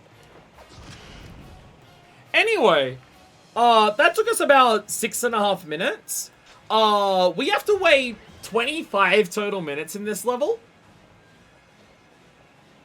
No, I'm serious. The last one was 20 minutes. This one's 25.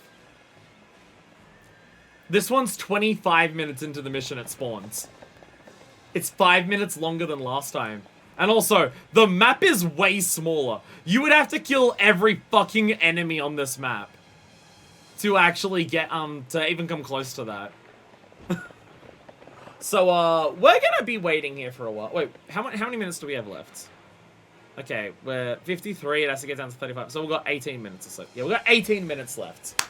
Okay. What are we talking about for 18 minutes? I'm keeping an eye on the time. We'll be 4 hours, 3 minutes into the stream. We'll be 4 hours and 3 minutes into the stream once this unlocks. We have 18 minutes to kill. Because this game is so good. And I love it so much. And it's not at all a piece of fucking garbage that I hate and despise with every fiber of my being.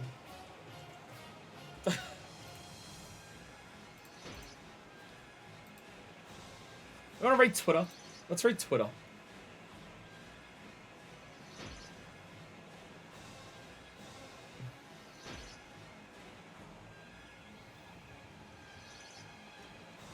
That's not my following tab. I can always start teaching you French or programming. I'm bad at both of those things. Wait, Sonic Dream Team's out? I remember us mentioning Sonic Dream Team in a previous Drakengard thing. Dream Team's out, people are playing it. It's apparently more polished than the last 3 or 4 Sonic Team titles, which is very funny.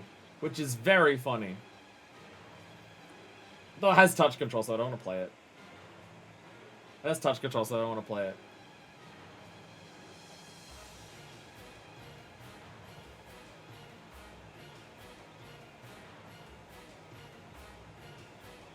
Oh god. More stuff is coming out. More stuff is coming out about James Summerton. How many planes have hit the James Summerton Towers at this point? Like, honestly, God, I have lost count. There's been 2 videos. There's been a massive long thread. I think there's another thread coming out now. Oh, dear God. Oh, Jesus Christ. Jesus Christ.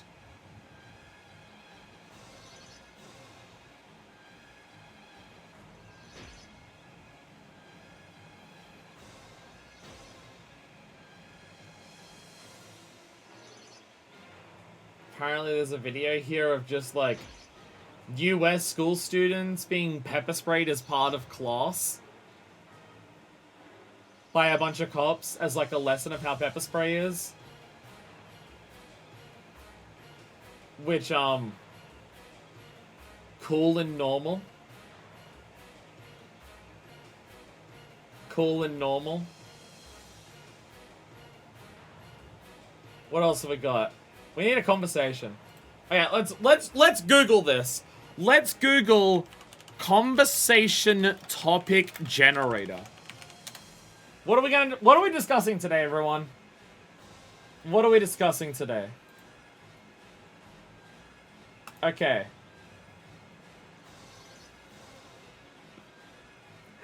Oh, God. Okay. There's apparently one topic that exists. There is one topic that exists. Because I go on to the first conversation starter thing. I click random question. What question do I get? What is your favorite home-cooked dish? There is one topic that exists. There is one topic that exists. Let's go for another one, shall we? Don't worry, only 15 more minutes roughly. When you were younger, what did you want to be when you grew up? Ooh. Oh, God, this is hard for me just because of trying to remember childhood. Just try to remember childhood, it's difficult. Let's talk about the chili again. I don't have any more to say. What do you want me to say about the chili? If you want to have a really good chili, just get like a whole bunch of shredded cheese and chuck it in there. Get some like crackers and dip the crackers into the chili and eat it from there. Both of those things are like really tasty in a bowl of chili.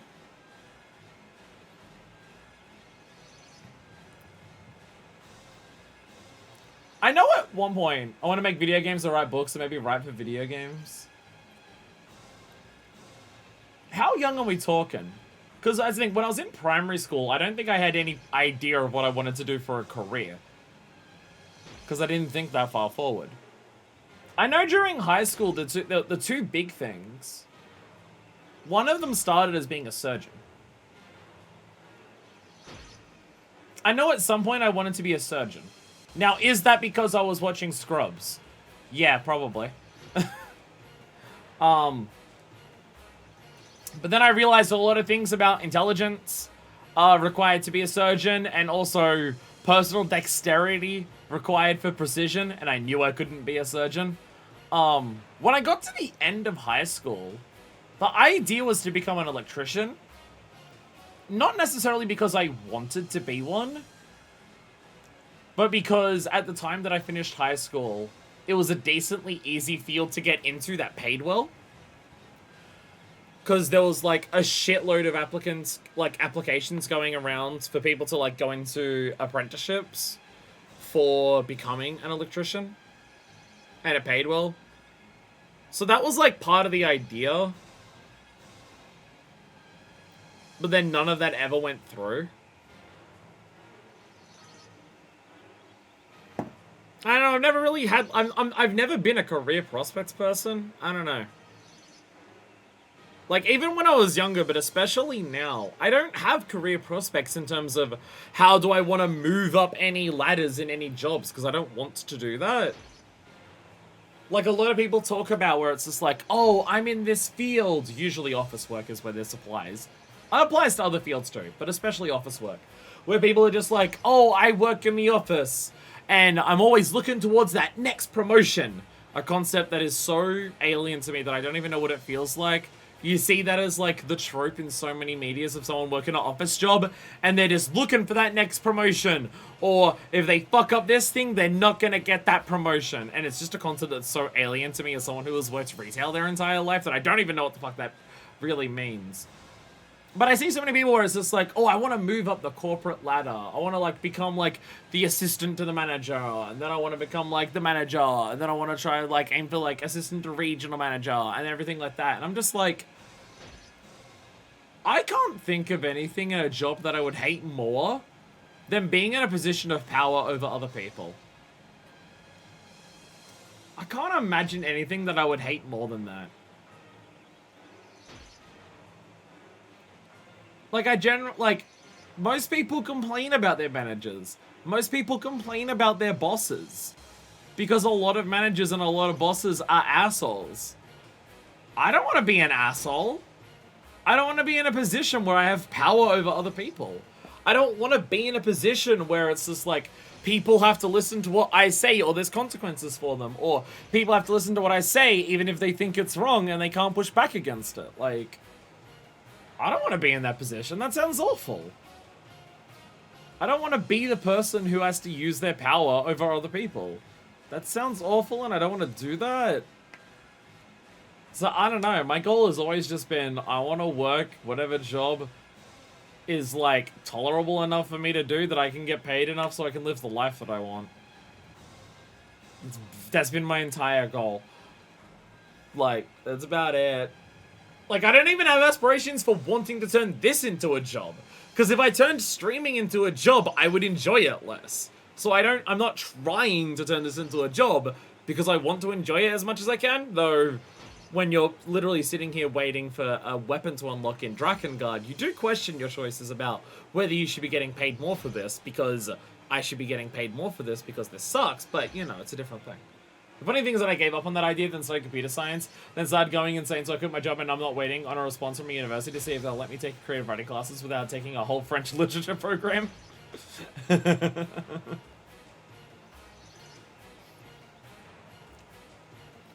I don't know. It's just this whole topic that I'm so divorced from. Alright, let's generate another random topic. What do we got? What is your favorite childhood memory? I'm just gonna skip this one because that's biased as hell against me. I can't tell you what my favorite childhood memory is. I don't have them. So we're skipping that topic. Would you want to know when you'll die? Slight step up from the others there? Jesus Christ! Would you want to know when you'll die? Probably not. Probably not. No. Like, some people would say, oh, if it was in a long time, I'd want to know, so I know it's not going to be for ages. I don't want to be in my last year knowing that it's my last year. I mean, like, obviously there are people who know that it's close to the end for them just because of age or illness. But, like, just in, like, the general vague sense of predetermined, this is when it's happening, you don't, even if it's an accident, it's predetermined to happen then. No. I want to be a scuba diver because I watched some scuba divers on TV a few days ago before they asked me. Perfect. I love that. I love that. What do you want to be when you grow older? I like turtles. It's the equivalent of that response. I like it. Well, let's get another one in here. What is the first thing that you think of in the morning? Usually just what YouTube video to watch. I do not want to know the proportion of my life I've wasted. So that thing is, like, I know I'm relatively close to the end of it, but I don't want to know, like, an exact time frame. I know I don't have a massive shitload amount of time. I know my expectancy is, like, up within the next 5 to 10 years as, like, as a possibility likely thing. But that's still not, like, guaranteed, nor is it exact. I don't know. See, the thing is, my morning routine, explicitly to make sure that I don't begrudge waking up in the morning, because I know a lot of people. I'm going to turn down the volume of the game so I can actually talk about distracting myself. For me, I know a lot of people, they wake up in the morning feeling like P. Diddy. They wake up and they immediately are just like, I'm waking up late enough so I can get ready for work. So they immediately start their day by just going to fucking work, right? And I don't want that. Ah! Okay. I'm now realizing if I change the volume here, it does change the volume for you. I thought it didn't. It turns out it does. Okay. I don't know how to change the volume on my end where I don't change it for you. Okay. I thought it didn't do that. It turns out it does do that. So, whoops. Whoops. Oh, well. Doesn't matter. That's what I do. So that's the thing. I don't want to wake up and just immediately have to go to work.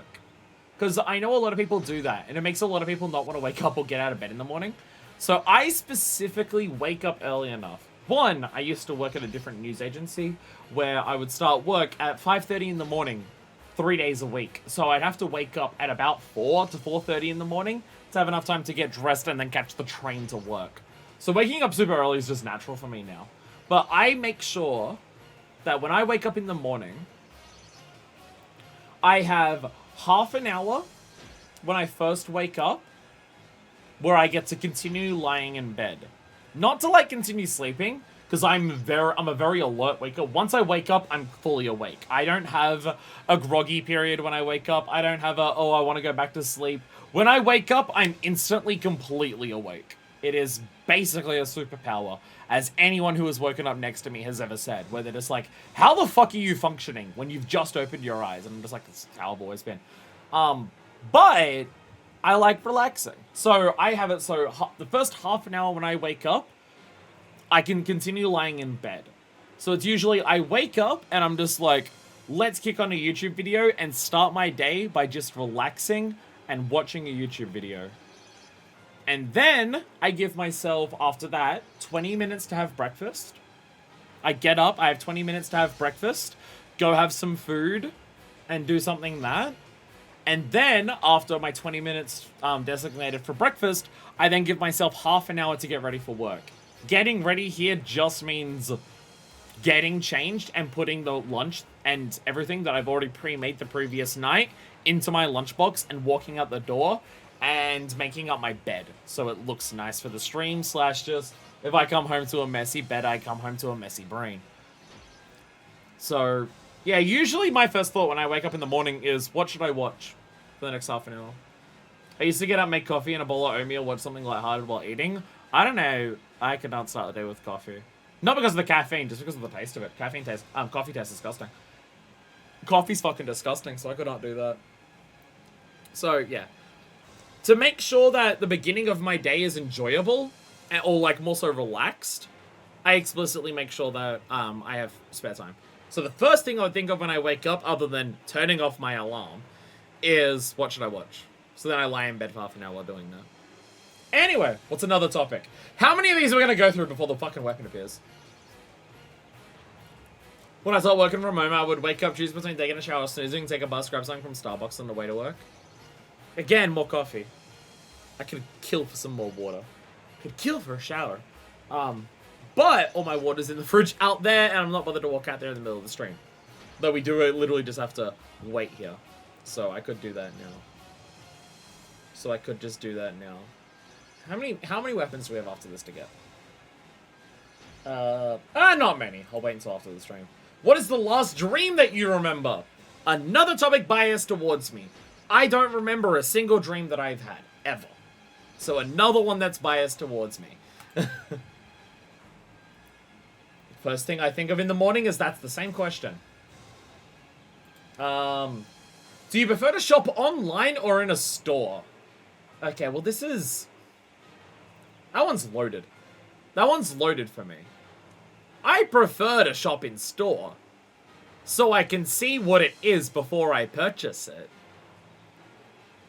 If I want to buy clothes, I mean, as I didn't give a present answer because I haven't got up in the mornings in a while. It's alright. Ask Hannibal what the first thing he does when he wakes up in the morning. Gets alcohol ready for streaming. Cause Hannibal, I stream when it's good for me.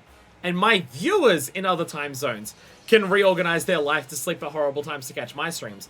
Hannibal does it the other way. Hannibal ruins his own sleep schedule so he can wake up in time to stream at a reasonable time for Americans. So his is a totally different plan. So he wakes up and gets some booze ready to stream.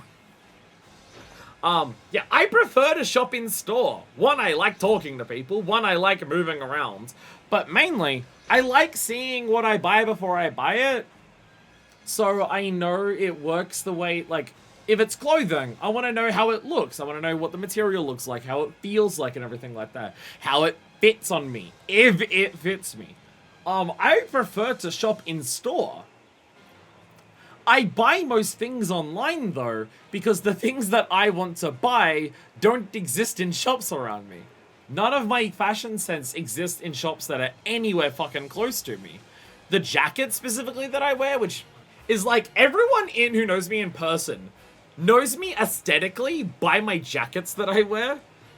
Because I have two of the jackets. One jacket I wear every day to fucking work, and then if I'm going out for any other reason, I wear the other one that has the red stripes, which I sometimes wear on stream.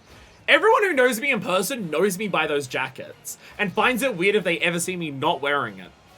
But but people on stream hardly ever see it.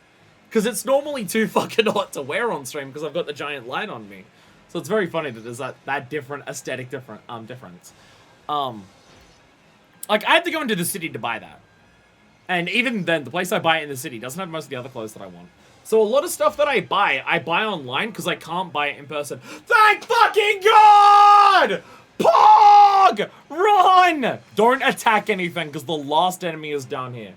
Do not attack because we need to get this before we kill the last enemy. I've been buying t-shirts and hoodies online for ages and half my pants no longer fit me. A lot of my shirts don't fit me. My stomach is fucking massive now. My stomach is absolutely huge, so most of my things don't fit me. I dreamed I was walking my dog and it was really boring all in all. Perfect. Alright, we got the weapon. Ah, fucking God. Jesus Christ, this game sucks. Holy shit, this game is bad. Oh, this game is so bad. Why? Why? Why? Why? Why? We got the Rhythar! And our stick upgraded. Pog.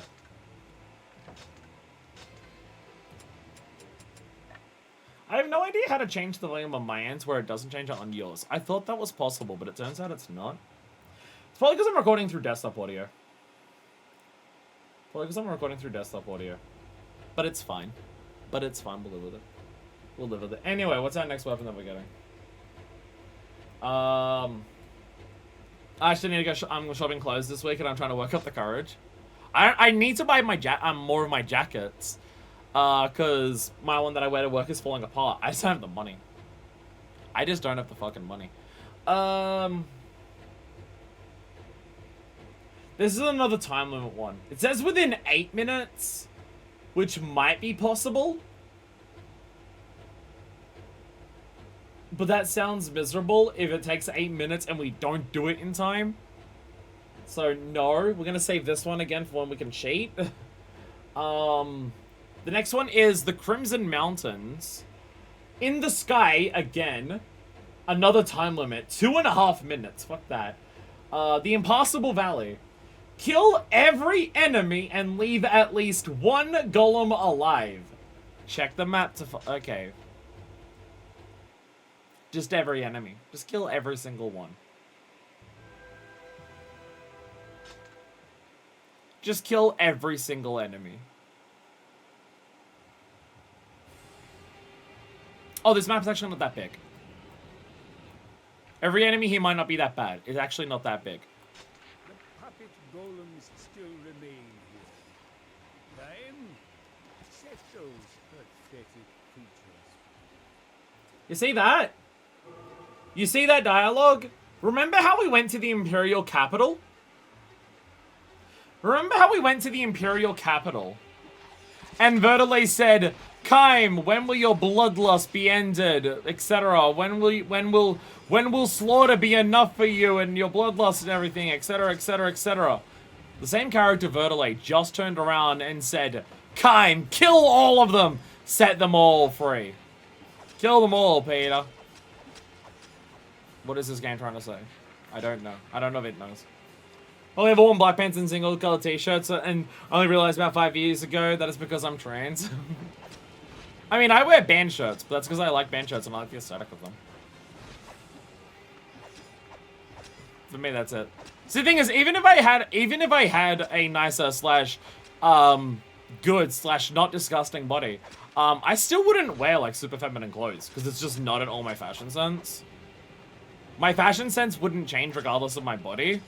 I would just have the ability to buy more things that fit me. That could, like, enhance it, which would mainly just be accessories. Like, I could buy proper fishnet sleeves for my arms that could actually fit me. I could buy jeans that actually fit me and aren't, like, way too long or way too baggy in the wrong areas. It's more so I could buy the clothes that I would normally buy, but they'll fit me. Also, back in the position of power and job thing, I have some of that being the post office supervisor. But then the extra stuff I gotta do, like ordering stock, it's mostly like I'm not the supervisor until a pain in the ass customer comes around with a Karen ass. I want to speak to a supervisor, shit, to me and my coworkers. That I can handle. I could handle like a higher level position in the terms of I have more responsibility, not in the terms of I have more power. I can handle having more responsibility. More power over other people that I work with, no.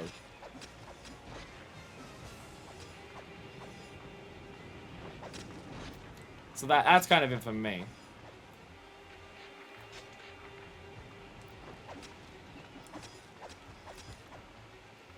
We might be here for a while. Like a real long while. Gonna be a long, long while. Cause this game is fucking shit. Can do this though. I like wearing black, white, and one bright accent color. I like wearing black, black, black, black, black, black, and black. I'm a metalhead, sir.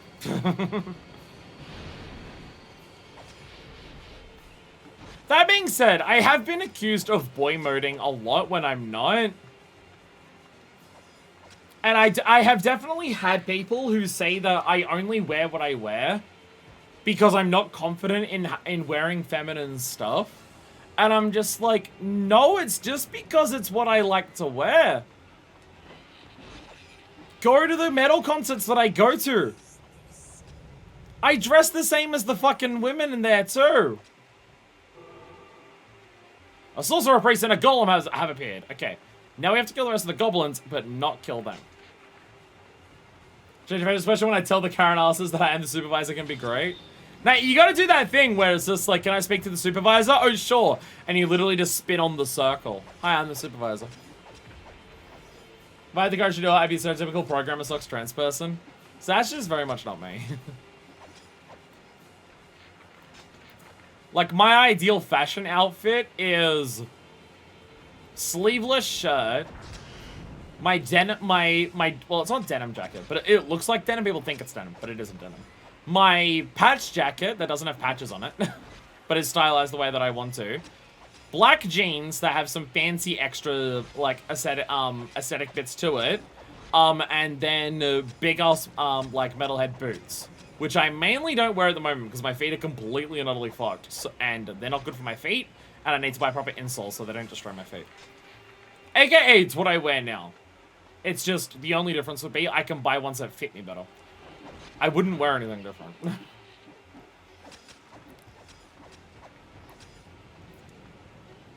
But again, people assume that I only dress the way that I dress because of my size. And I'm just like, even when I was much skinnier, I dressed similar.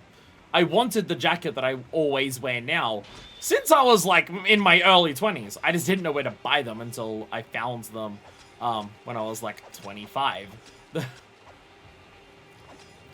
But, like, I get people accusing me of boy moding at work. Like, I've had a trans customer ask me about me boy moding at work and asking if I do it because I feel safer doing it. I have, like, had random people who show up to me, who come up to me to start talking to me about how cool it is that I'm trans, who, like, specifically the main one I can think of is this teenage girl who came up to me when I was eating food in the food court, and talked about, like, how cool it was that I was trans, and I'm just like, do I know you? Kind of thing. And they asked me why I was boy moding. To which I'm just like, you're just assuming that I'm dressing masculine because I'm overweight, aren't you? Because you're asking me why I'm boy moding while I'm in stockings and a skirt. So if I'm wearing stockings and a skirt and you take my aesthetic as me boy moding, you're purely doing that because of the shape of my body and not the clothes that I'm wearing. So you're being an arsehole about the thing that you're trying to not be an arsehole about. And you fucking suck. So I know there's a lot of trans women, which at this point, that's not even like the most accurate title for me. I lean way more into the non-binary part than trans woman part. It's not that trans woman is wrong, it's just the non-binary part's way more of it. I know a lot of trans women will dress to, like, or make their appearances to be more accepted as either a trans woman or a woman in general by a lot of people. And I definitely do not begrudge or blame any trans women who do that. Hell, I totally understand why, and it's not even like it's a bad thing. Like, I understand a lot of trans women will feel very good to be viewed that way and stuff like that. But, as someone who's a fucked up, disgusting, ugly piece of shit, and who is very, very, very, very, very, very, very frequently referred to as such, I'm completely aware that I will never appease people on a visual perspective. It will never happen. There will never be a moment in my life where people are accepting of me on an aesthetic level. That will never happen. But also, given how many people have been arseholes about my appearance, it also makes me realize I don't fucking want to. People are assholes. Fuck what people think of what I look like. I don't give a shit about them. Fuck them. They're assholes. I'm gonna purely dress the way that I want to. And if people want to call that boy moding, even if I'm in stockings and a skirt, then they can go and fuck themselves. A treasure box appeared at the exact moment that my headphones died, and it made it sound like that the headphones dying was what caused the treasure box to appear. Very, very funny. Literally the moment the text box appeared is when they came off. Ha, it means I don't have to hear the game and you do. Haha, suck shit. Yeah, again, oh god, hi Gollum. Yeah, people assume I'm boy moding regardless of how I dress. Because I'm overweight. And because I don't have a feminine body. And also because I'm ugly. And women have to be pretty. So, you know. No matter how feminine I dress, no one's ever going to take me seriously as not boy moding, so fuck it. Why the fuck should I try to appease people who are unappeasable by doing something that I'm not into personally? So, meh. Because my deal would be stripes, knee socks, black skirt, obnoxiously saturated shirt, and a choker. Like, I like that aesthetic on other people. It's just very much not for me. I'm way more metalhead looking. Just looking like all the metalhead chicks at a concert. Outside, except the ones who are like dressed in full leather. Outside of the ones who are dressed in full leather. Again, it's a aesthetic that I like on other people, but it's not for me. That's not for me. Just not. It's not even a case of just I couldn't pull it off. Even if I could, it's just not me.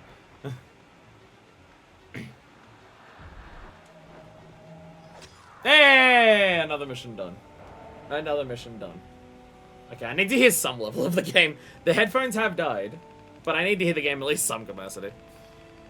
Oh god, the mount on my table is completely fucked. It's getting worse, and I don't know how it's getting worse. Ah, shit. Ah, shit. It's like bubbling up. It's like bubbling up and just like, it's not lying flat on my table in any capacity. It's very bad. Very bad. It's fine. I'm sure it's fine.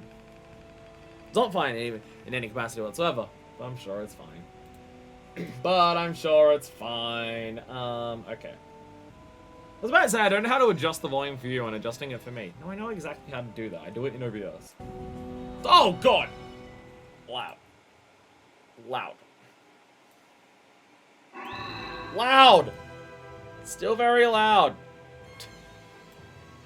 Still very loud.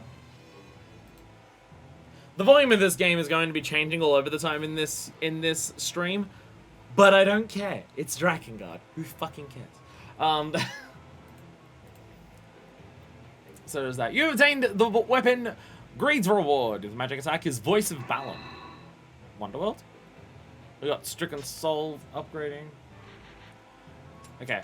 Equip this. I was about to say, did I just use the thing? Yeah, just level over now. We're not even halfway through the weapons, by the way.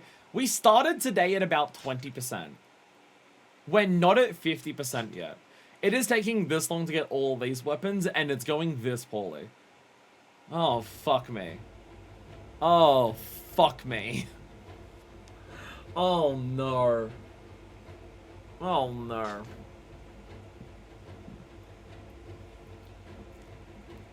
I say I want to pull this off. Most of the time I'm just wearing black pants, a bright t-shirt, and a 3-month-old neglected beard, half bleached hair from faded dye job I didn't get fixed. I mean, at least for my hair, I have good hair maintenance. Half of the time I get on stream and I bitch about my hair constantly, but I've now realized why I bitch about my hair on stream. It's because I stream after work usually, and I'm sweating into my hair the whole time. I realized that me bitching about my hair is less my hair not cooperating, and more so, I stream after I work, and I'm very sweaty at work because my shopping center is so fucking hot. Of course I don't have good hair for the stream. But, yeah, my hair is the only part of me that is not a fucked up, horrifying, disgusting mess. So, it's the one part of my body that I actually, like, put effort into, and by that I mean I get it re-dyed and slightly trimmed to give it a roughly the same length every 8 weeks. I don't know if you can tell, I got it done last Saturday. You might be able to tell. It's definitely darker. It's definitely darker on stream compared to when I was streaming before it died. But, you know. Like, it almost looks black on stream. Outside of the top where you can see it reflecting, but, like, over here, it almost looks black on there. Why play this when we could play 14? Because we have to finish this. No, we're going to be playing stuff related to the series in 14 anyways. You know the Shadowbringers Alliance raid? Yeah, that's connected to this series. This leads into the the ultimate conclusion. The ultimate conclusion of where this game starts is the Shadowbringers Alliance raid. It's all connected. We're just playing a prequel to something that we're going to be doing in 14. And we're not going to be caught up on the series before we get to that point in 14. But I've also played Nier and Nier Automata, so meh. So, you know. Why'd you at yourself? Why'd you at yourself?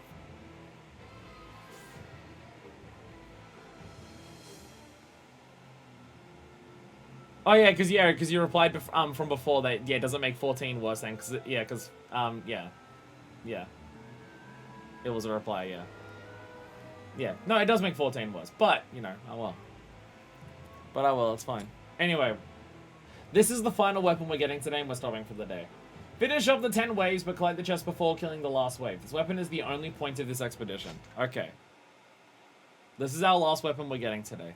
We're not getting every weapon from all the free expeditions. One, there are levels that we haven't unlocked yet in this, because we'll have to progress through the other endings to get more free expeditions. But also, any of the flying levels, fuck. So, we haven't done that yet. I've not written a single line of code. Cool. Thanks, dialogue. So I'm pretty sure that dialogue was about, like, murder these fucking scumbag dogs kind. And then in half of the other levels, they're just like, Kime, how could you do it? When are you gonna stop letting your bloodlust? This game sucks and it's so bad, and it's written poorly and its story is dog shit. And its gameplay is not horribly offensively bad, because it does, at a bare minimum, function outside of, like, how easy it is for enemies to hit you, but it's not good. It's sure as shit not good.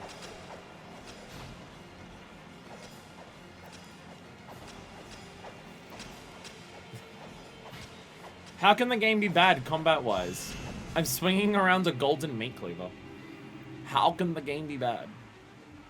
Hey, you appeared behind me. I dare you. Ow! Ow! Stop it. Stop it. Get out of here. Get out of here. Alright. Time to break the game again. This is just the best weapon. Having access to this, again, this is why we need infinite magic, though. Infinite magic and this, oh my god, everything will go so fucking fast in the future. Like, even for those enemies, even for the magic enemies, it's better. Yeah, I get hit by the magic reflecting into me, but fuck it, if I tried to run up to those enemies anyway, they'd probably fucking hit me with magic anyway. I'm gonna get staggered no matter what I do, so it's probably just as fast anyways. Basically, the golden meat cleaver is the best weapon in the game. This is like nearly 4.5 hours today, and we've gone up like 25% maybe in weapon collection, and dear god, this game sucks. How many fucking weapons are gonna be in, like, this is just the free expedition stuff. Like, we're not even doing the story missions. How many fucking weapons are gonna be in the story missions? That's what concerns me, is the amount of weapons that are going to be in the story missions. Though I think a number of the weapons that we don't have in story missions yet do come from the alternate endings. I think there's quite a few in those. Because there is 3 other endings for us to get, and each of them have their own chapter, which will have, like, multiple levels each. All in the same zone, usually, because that's how the game works, but there'll be a lot there, at least. Ah! See, best weapon in the game. Best weapon in the game.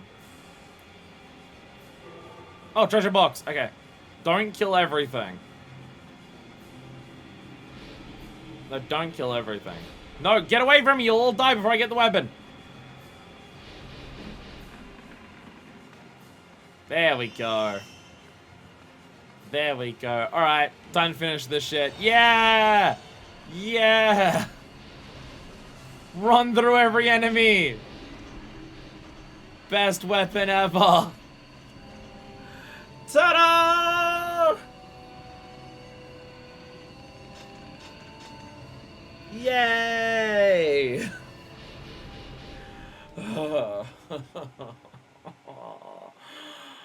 Oh, God.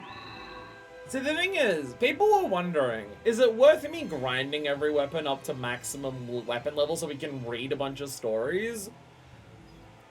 Now that we've modded it, that's not even going to take that long. But it will still take just as long to get every weapon, which we have to do for the endings.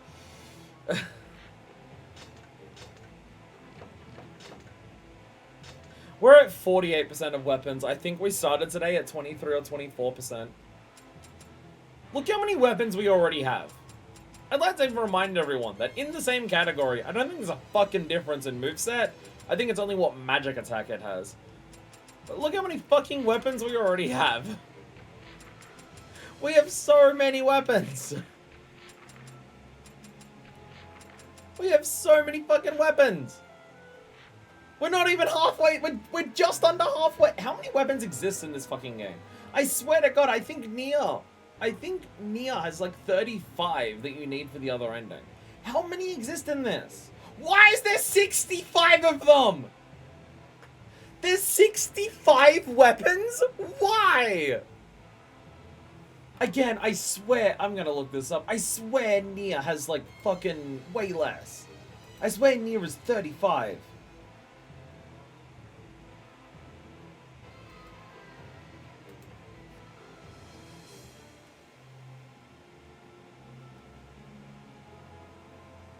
I swear it is only like 35.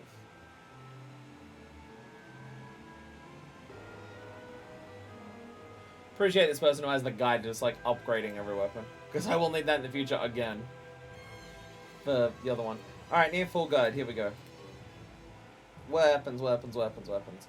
Weapons!